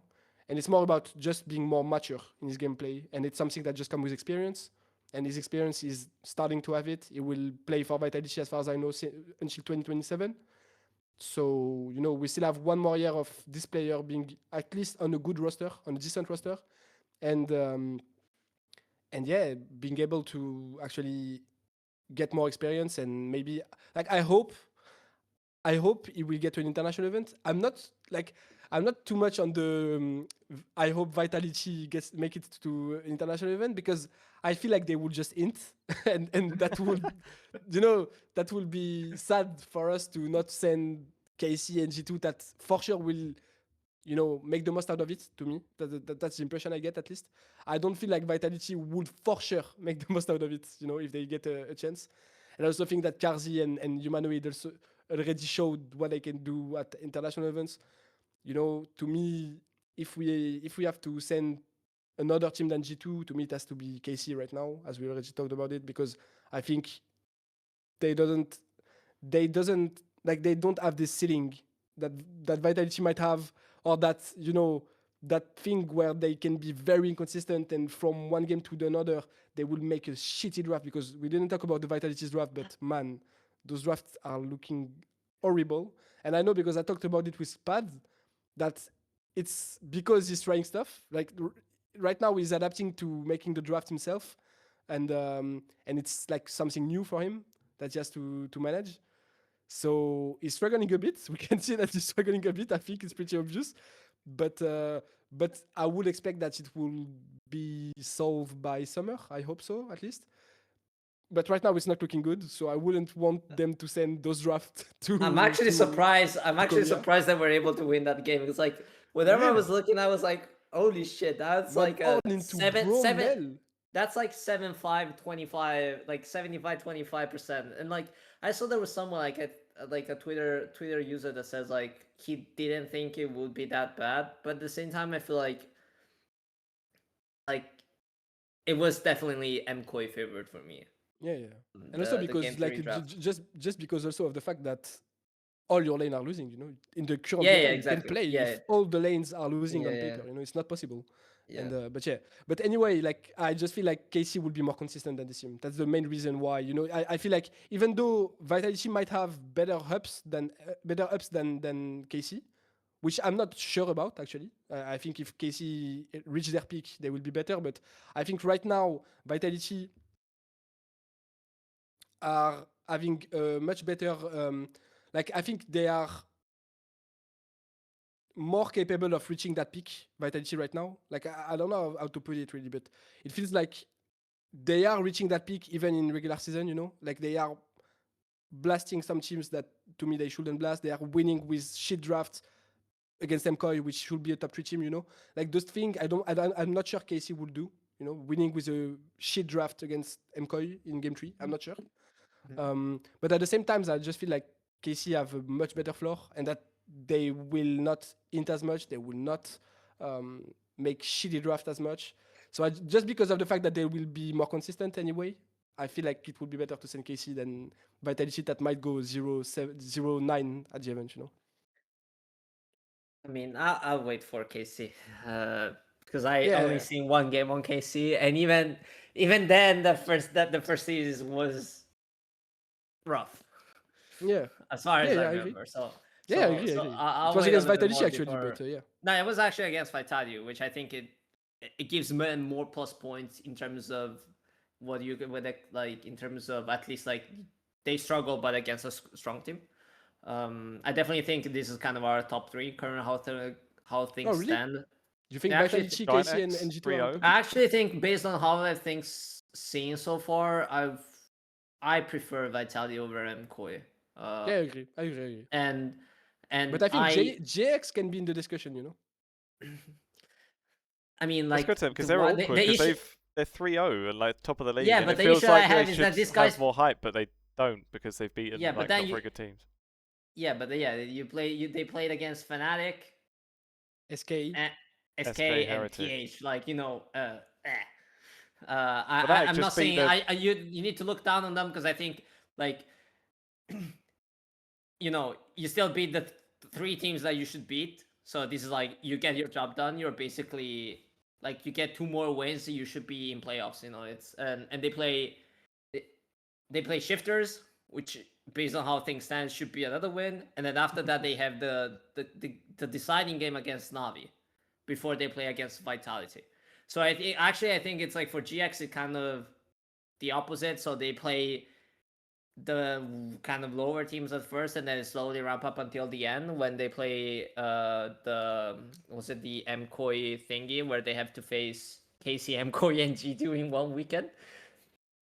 It's kind of Yeah, like LEC versus last- Finals 2.0. the last LEC weekend will be fun. It's like all the top four Yeah. is playing each other every day, you know. Yeah, But, so it's for me it's like if GX, for example, beats both Navi and Shifters, I would assume that 5 wins is well enough to put you in top 4.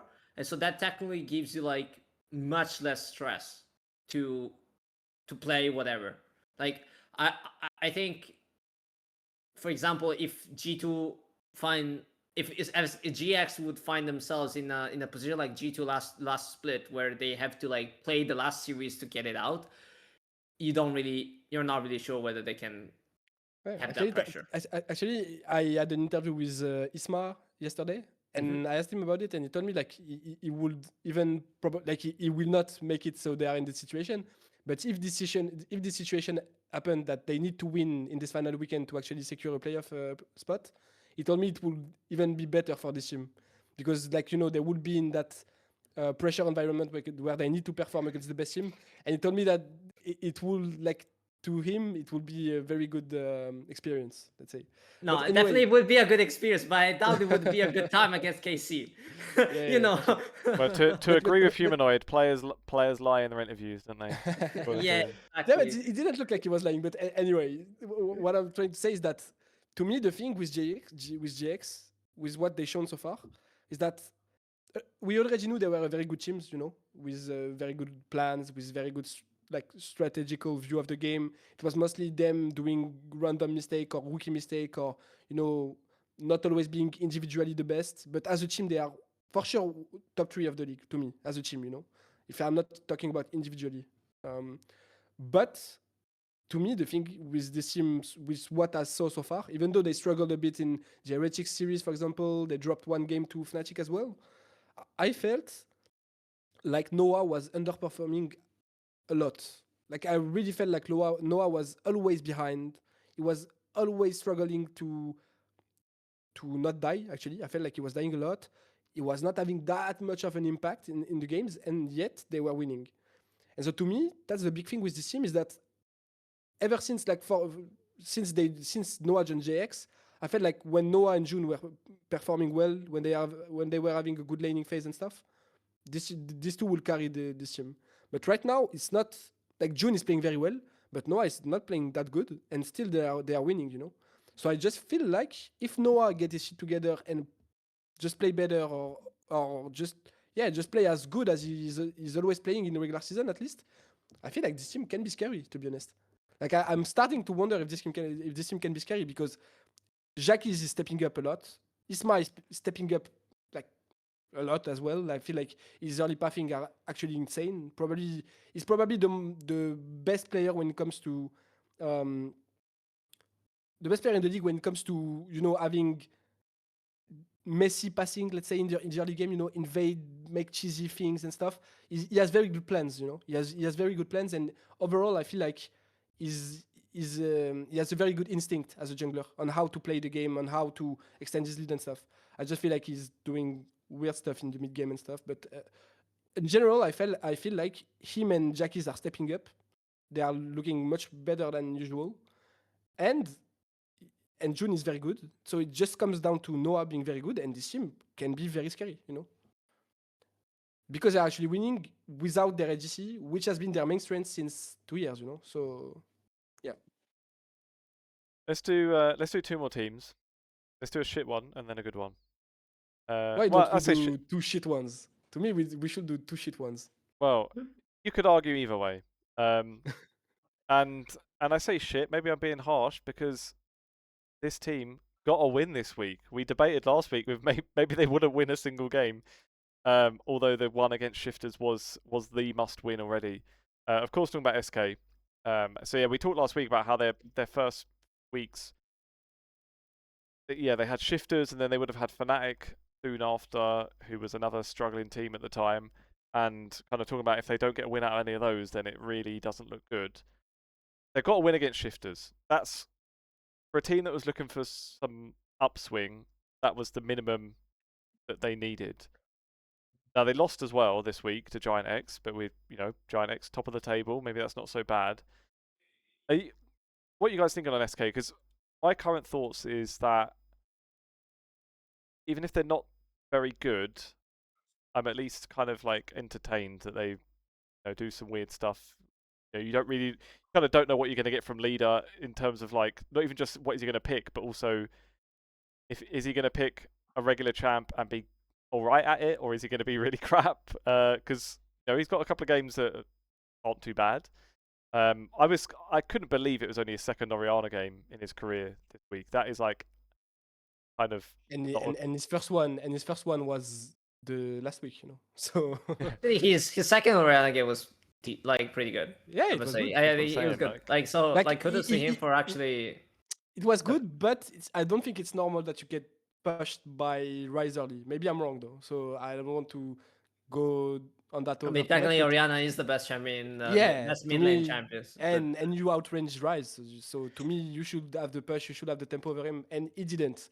It's just that I felt like Nuke got on an island a bit. He was on an island a bit. Like the SK was always going to him, and they were always playing through him, while Shifters just decided that mid lane didn't exist. I think it shows a lot on. Actually, it says more about Shifters than SK for me this series. Oh man, because we'll do the thing about talking to bad team, like two shit teams. But I mean, like SK actually, I think what SK showed against Shifter is a good sign that the team is actually trying to work their way through, which is something that I was scared they wouldn't be able to. So it's actually a good thing. The issue that I have with SK is the fact that they're still very far away to being consistent enough with their play. But we're starting to see a lot more synergy between the players. We started seeing Mickey and Skeens playing more towards leader. Obviously, it comes down to leader actually being able to get that to like snowball the advantage, but they actually were able to play it and also started making it more like the team play around objective setup was much better. They showed in the EDC on the broadcast, but for me, it's like it was a very solid like team play and clear idea. Whereas, for example, like Shifters, it felt like there were like 5 solo queue players playing each one on their own with like flipping fights because they thought, oh, okay, there are 3 there. We are 3 here. We are 3 here. We'll try to like beat them with hands, for example, with mechanics. Trimby was saying it. Nuke said it to you, Ethan, that the bootcamp didn't go as well as they would have assumed. I'm actually really surprised about the fact that they didn't get any scrims. Like, but man, like I can believe an LCK team comes to LCK and cannot find scrims with LCK CL teams. Like it's not. Yeah, but like apparently they play solo queue. Like Trimmy had like 200 games of solo queue, which actually makes sense that they didn't get any scrims because you would assume that in 20 days, 3 weeks, whatever time they went, if you play like 190, 200 games, it meant that you play 10 games per day, which is usually kind of the maximum someone would play in solo queue. Of course, but like I for sure, if they had scrims planned, they would prefer to play scrims than play solo queue. I feel like. Yeah, but like, it means like throughout 3 weeks, no one. I would assume like no one. So they said they literally got 0 scrims, like not even 1 scrim. That bad. But did they expect to play scrims or not? Because I don't think they prearrange some of that, or like make some, get a few feelers out and talk to other teams before. Yeah, because from what I was talking with Nuke, like I know Trimby told you that they were. Like it didn't go as they would want it to go. Then that they didn't got scrims as they would want to have. But Nuke told me like it was not about scrims. It was not a bootcamp made to scrim. And to me, that's the main issue. Like that's what I wanted to hint at. I think that's actually the biggest issue. The fact that when your team is that dysfunctional, you were bottom of the ranking in GLC versus, you were lower than Los Ratones. And you go to Korea to play solo queue only. Like your team is dysfunctional as a team, not as individual, not as players. Your team is dysfunctional. Trimby went world last year with another team, so that means individually he should be good. Nuke went to Wars 3 years ago, you know? Like, those players should be fine. Rooster would have been actually main top laner if, like, you know, all this stuff. Paddock was one of GLC KCL best ADC. You can tell me that this team doesn't have good individuals, or at least that you can have some hope that this team can perform. The only issue you have is that this team is playing atrocious together. Like they are, Yeah, exactly. like That's honestly, the SK against Shifters match was to me like one of the worst series I've ever watched of League of Legends, and I'm not even joking. Like beside in tier one, obviously, like I'm not talking about LFL and stuff, but especially that game 2, it was like atrocious. Like I was bleeding, my eyes were bleeding, man. Every time they were making a play, it was either a pick or a catch, but never something planned. The team fights were disgusting. They were always 50-50 Drakes on and Nashor. Like every Drake was a 50-50. Every Nashor was a 50-50. The game goes to 50 minutes. At some point, we go to the Elder. There is a ward in the Elder that is not cleared. What they are actually making the Elder. They didn't clear the ward in the pit. You imagine at this level of, like, we're talking about the elite of Europe. They don't clear wards on the pit.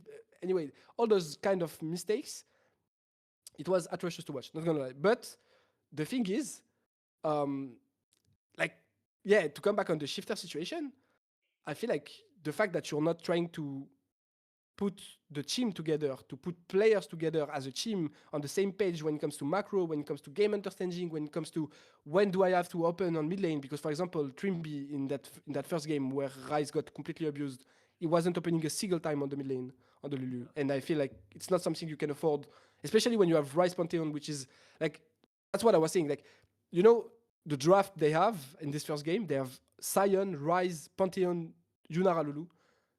If an LCK team get that, the coaching staff is fired the day after, you know. Like it's just impossible for any LCK or LPL team to get that kind of draft, because this is Exodia basically. Like you cannot have better, you know. You can play through sides, you can do everything you want. You have 2 globals, you can play through sides. You should always have the priority on mid lane. It's point and click CC on the ganks on anything because of Rise W and Pantheon W. And anyway, like, this is the most simple comp to execute to me, especially even though you have to play through side, like it's how modern League of Legends work, right? And yeah, I just felt like they were like all over the place, and they don't know how to play together, they don't know how to coordinate, they don't know how to synergize, and they just got out of a 1 month bootcamp in Korea, where they are probably a bit exhausted because they played 10 hours of solo queue a day, and now they come back learning nothing because they didn't learn how to play the game together, just being a bit exhausted because they have to play 24/7, and you arrive with the worst fundamentals of any team in the league for your second split. Like, to me, it's just you come back worse off, just surely, because at least the other teams are screaming each other, like in Europe, and you're not getting any read on the meta or. You're late. You're actually late. That's crazy. You just come out of a 1 month bootcamp in Korea and you're late. And like, to me, it's absolutely like it's a professional mistake. Not gonna lie, from the org, from the coaching staff, from anyone. But it's a professional. It's like, I would be very surprised if next split or next year Striker is still in charge of this team. Not gonna lie. As long as I have been defending him a bit before, because I think he's the kind of guy that is really trying, you know. I don't think he's making the smartest choice and stuff. I think he's really trying. But right now, what happened with this team and what they just did with that Korean bootcamp, I hope we will get more enlightenment on all that situation, that we will know more about the situation, what happened and stuff. But to me, it's like, you can't afford that. When your team is already bottom of the standings, when it's been a year that you have been on the bottom of the rankings because of the changes you made, because the year before you were top 3 consistently, like, being in that situation and making those kind of decisions is just like burying you down, you know. Like, to me, like, yeah, it's over for this iteration of shifters. Like, I don't expect anything from them. Like, I think they won't win against any team in the ADC. Like, I would be very surprised if they win against Team Heretics even, you know, honestly. Because I just think the other teams are just way better at. Like I think there is a gap between SK shifters and the rest of the LDC, honestly, and yeah, I just think it's doomed. So I hope for them that they will find a way out. I hope for Nuke as well, that is to me a good player, individually speaking. That even though he's been underperforming a lot since last year, but I hope for him that it will not bury his career, because I think he has good, like, he can be a good player on a good team, you know. And those 2 years being bottom of the standings and underperforming could cost him a lot, especially because he's signed until next year, so he doesn't have really the choice, you know. But yeah, I just feel like it's completely doomed for this team, and I'm not expecting anything for them, you know. Let's go more positive to end on. Fnatic. Oh, just one thing about SK I wanted to mention. Like, for me, it's really important. The way Yopa plays while being on an island. Like, I think I already said it here, but man, this guy is trying. Like, this guy is trying hard. Like, he's not scared of hinting. He's not scared of playing the game, and that's something like any rookie should do, especially when you're in the bottom team. You should show your talent. You should show that you can click. You should show that you can click forward, that you can make some play happen and stuff. And he's really trying his best. So yeah, I think he's the best ADC when it comes to damage per minute after 15. And to me, it just shows, you know, he's like always left alone by Mikix on bot lane, and he's still putting a lot of damage. He's still doing a lot of stuff. So yeah, I'm very, very impressed by his performance in such a bad team, honestly. As an ADC, which is the worst role in League of Legends, especially in competitive. Yeah, let's go to Fnatic then. They're stomping in the top lane. Laddie is looking good, finally. And yeah, they're winning against G2. I don't even know when the last time it would be that they won a best of against G2. 2024 in the upper bracket. Yeah. So upper bracket. are they back? I mean, we had How? we had a survey, like a poll. Sorry, we had a poll with RFT where there were basically 1% of the people that voted that thought Fnatic would win, and 99% that thought that G2 would win. And yeah, it was funny to see them winning in the end. But no, honestly, I didn't expect it. Like, I was completely shocked, because I think, again, what we said already, but it was a stomp, you know. Those 2 last games were stomps. Like, they were just being too fast on the map.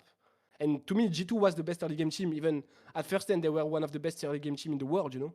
So I wouldn't expect Fnatic to outpace them, you know, on in early game. And they did, you know. They just put a lot of rhythm. I think, like, Upset had an insane series. Like, you have to give credit to that guy who is trying his hardest since a lot of time.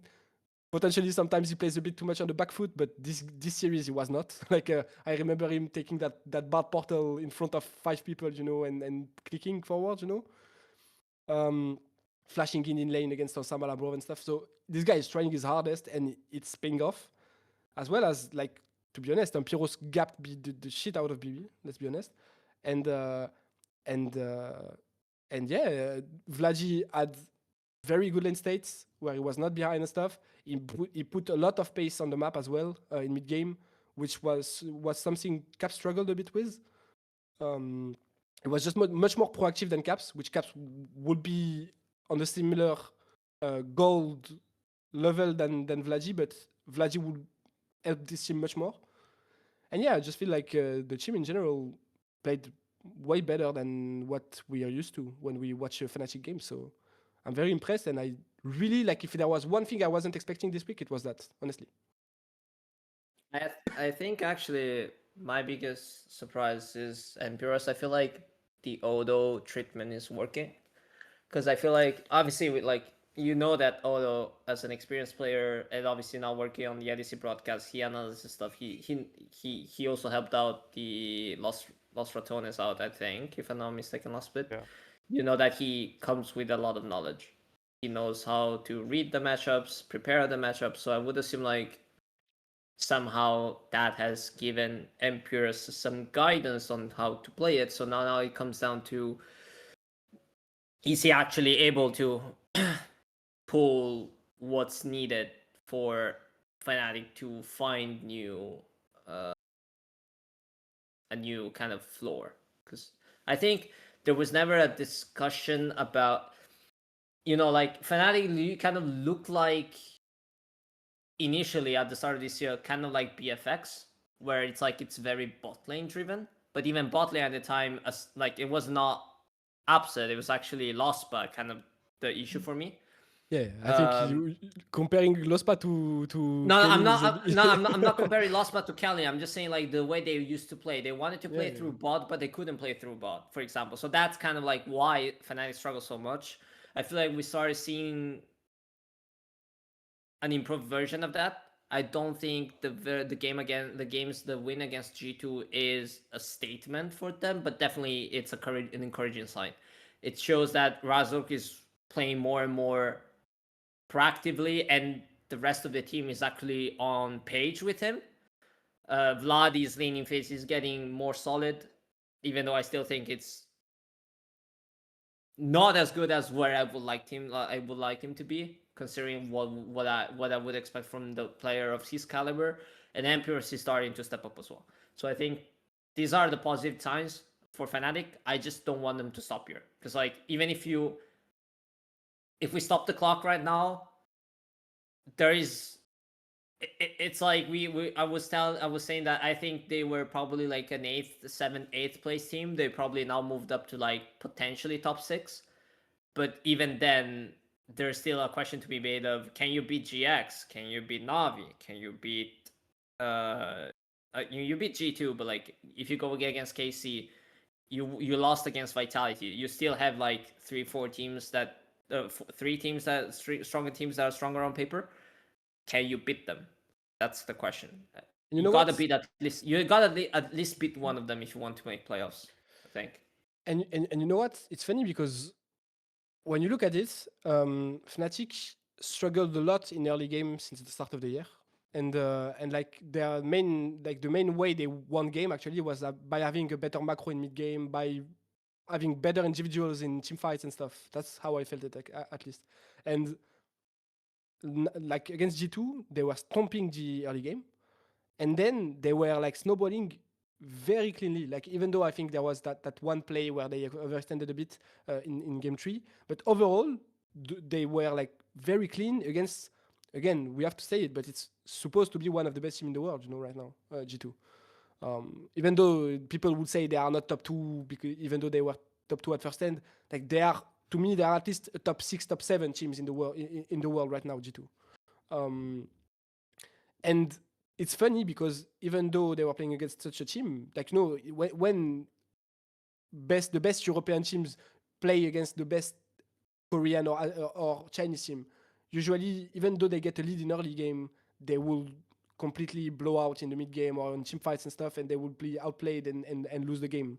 And that's what I would have expect from a bottom team in GLC like Fnatic. Even though they got lead, maybe they will just drop it off and just lose the game on a Drake or something. And they didn't. They were just very, very clean. And to me, that's the main thing with this team, is that they were already very good in mid game. We could see that already in LC Versus because of the fact that they have very good individual players, and we all know that they are very talented and very good individual players when it comes to mechanical, when it comes to game sense and all that stuff. They have good players. The main issue they had, and even though they got games out of outplaying in mid game, even though they were behind in early, the main issue they had was this early game that was consistently holding them back. And now that they had good early games, even against a team like G2, they can snowball it very cleanly, and they can be very scary. So I feel like with this team, it's all about, can they be good in early game? Can they have consistently leads in early game? If they can do that, they can be very scary. And from it can change from one extreme to the other. Honestly, I think they can somehow just become a very good team if they find their way through the early game. If they don't, they will stay rock bottom, right? But yeah, if they do like they did against G2, if they keep on the same path, let's say. Yeah, I think those players are good enough to contest the top of the standings. Honestly, I'm not saying like maybe not top 3, but they can for sure get to that Navi, JX, Vitality, MKOI level quite easily, I would say, if they fix their early game. I agree. Would you say to their fans, Davide, that they should expect 10th place still, like you said last week? Or No, I said 8th, if I remember correctly. I still think it's hard to move the needle from there. I want to see more. I guess if we're starting to keep up with like what they showed against G2, I think there's a discussion to maybe that they can be bumped up. it's a building block. But you know, is what they need. I'm down to like shooting random stuff and then getting proven wrong. You know, I think it's good for the league because it makes it more exciting. Like I can break it down as much as I want, but like even us, we get limited info, and you don't even know how people show up on stage day. So even the player themselves, I don't think you ask any Fnatic player if he thought they would won against G2 that day. I think if they were not like Humanoid said and they were all like not saying the truth, I think they would all say that G2 will stun them. You know, so you know I just think sometimes we're wrong, and that's the game we're playing. You know, by analyzing, by exchanging about everything and stuff, and it's funny when we're proving wrong for sure. Especially when it's Fnatic that proves us wrong, you know, because of the fact that they have a very engaged fan base, of the fact that everyone is shitting on them every time, and yeah, that imagine if this team makes it to World in summer, like what can we say then, you know? Because like it's just Fnatic, they're just making it to Worlds one way or the other, but they're just making it, and maybe we are starting to see the glimpse of that with that win against G2. I've got one more. I've got one question for you, Davide, before we wrap up. Go. Who are you backing in the World Cup? Can we close the call? Why? Can we close the call? You don't support it? Oh wow, yeah, that's true. You're not qualified. You supporting Bosnia? That's the second time in a opposite? row, no? Third time in a row, man. Wow. Please. And imagine that's the team that is the most decorated at World Cup. Like it's crazy. I mean, it's whatever. Yeah, Italy is the most. Hope, man. Brazil. Italy is the team with the most. Brazil's got World 5, Cup. Italy's got 4, right? Oh, Yeah. okay. Yeah, the last. I time don't really know who I'm going to support though. Like I've never been like aside from Italy, I've never actually watched national football as much. So It's just not very good. I'm definitely not supporting the French. What? Why is Obviously that? not. Obviously Why not. is that? Why is that?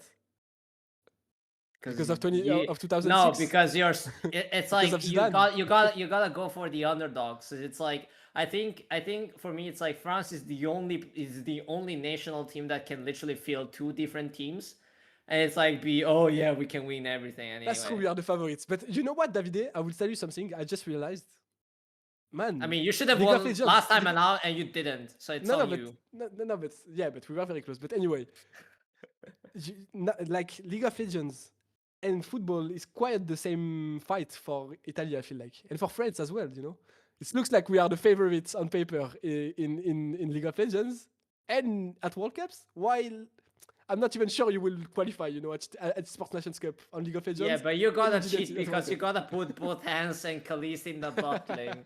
That's cheating. Maybe you can put Tao top and jungle. I don't know, man. Good luck. Definitely no connection between England football and League of Legends. I mean, it's fine. It's whatever. I've lost hope.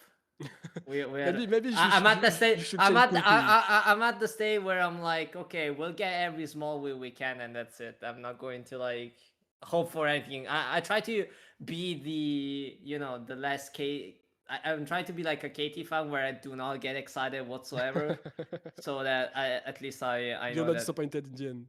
Exactly. But listen, you had the Euros a few years ago. Bastards! It bloody beat us in the final. So that was pure luck. It's actually that way led to the we are lazy and we do nothing this time around, so it led to us missing out another World Cup, you know. So I'm not sure that was a good trade-off. Yeah, that's. Well. I'm honestly like being at your spot, like being a soccer fan and the League of Legends fan. Honestly, I would be pissed off to be Italian. Not gonna lie.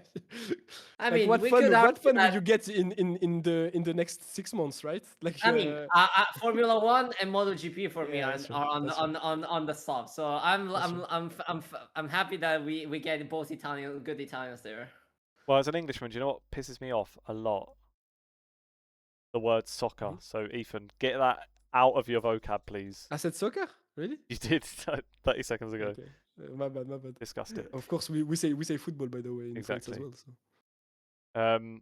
But yeah, this well, maybe this is the one year maybe you're allowed to call it soccer because it's America land where they use Nah. that ridiculous word. Nah, So. even you saw that even Trump called it football, I think. So yeah, right now it's the word, you know. Exactly. It's Um, football. Let's leave it there then. Unlucky Davide. Better luck next time. Yeah, thanks for listening, everybody. We'll see you next week. Send all your love to Davide, guys. He needs it. Thank you. Yeah. See you See you guys.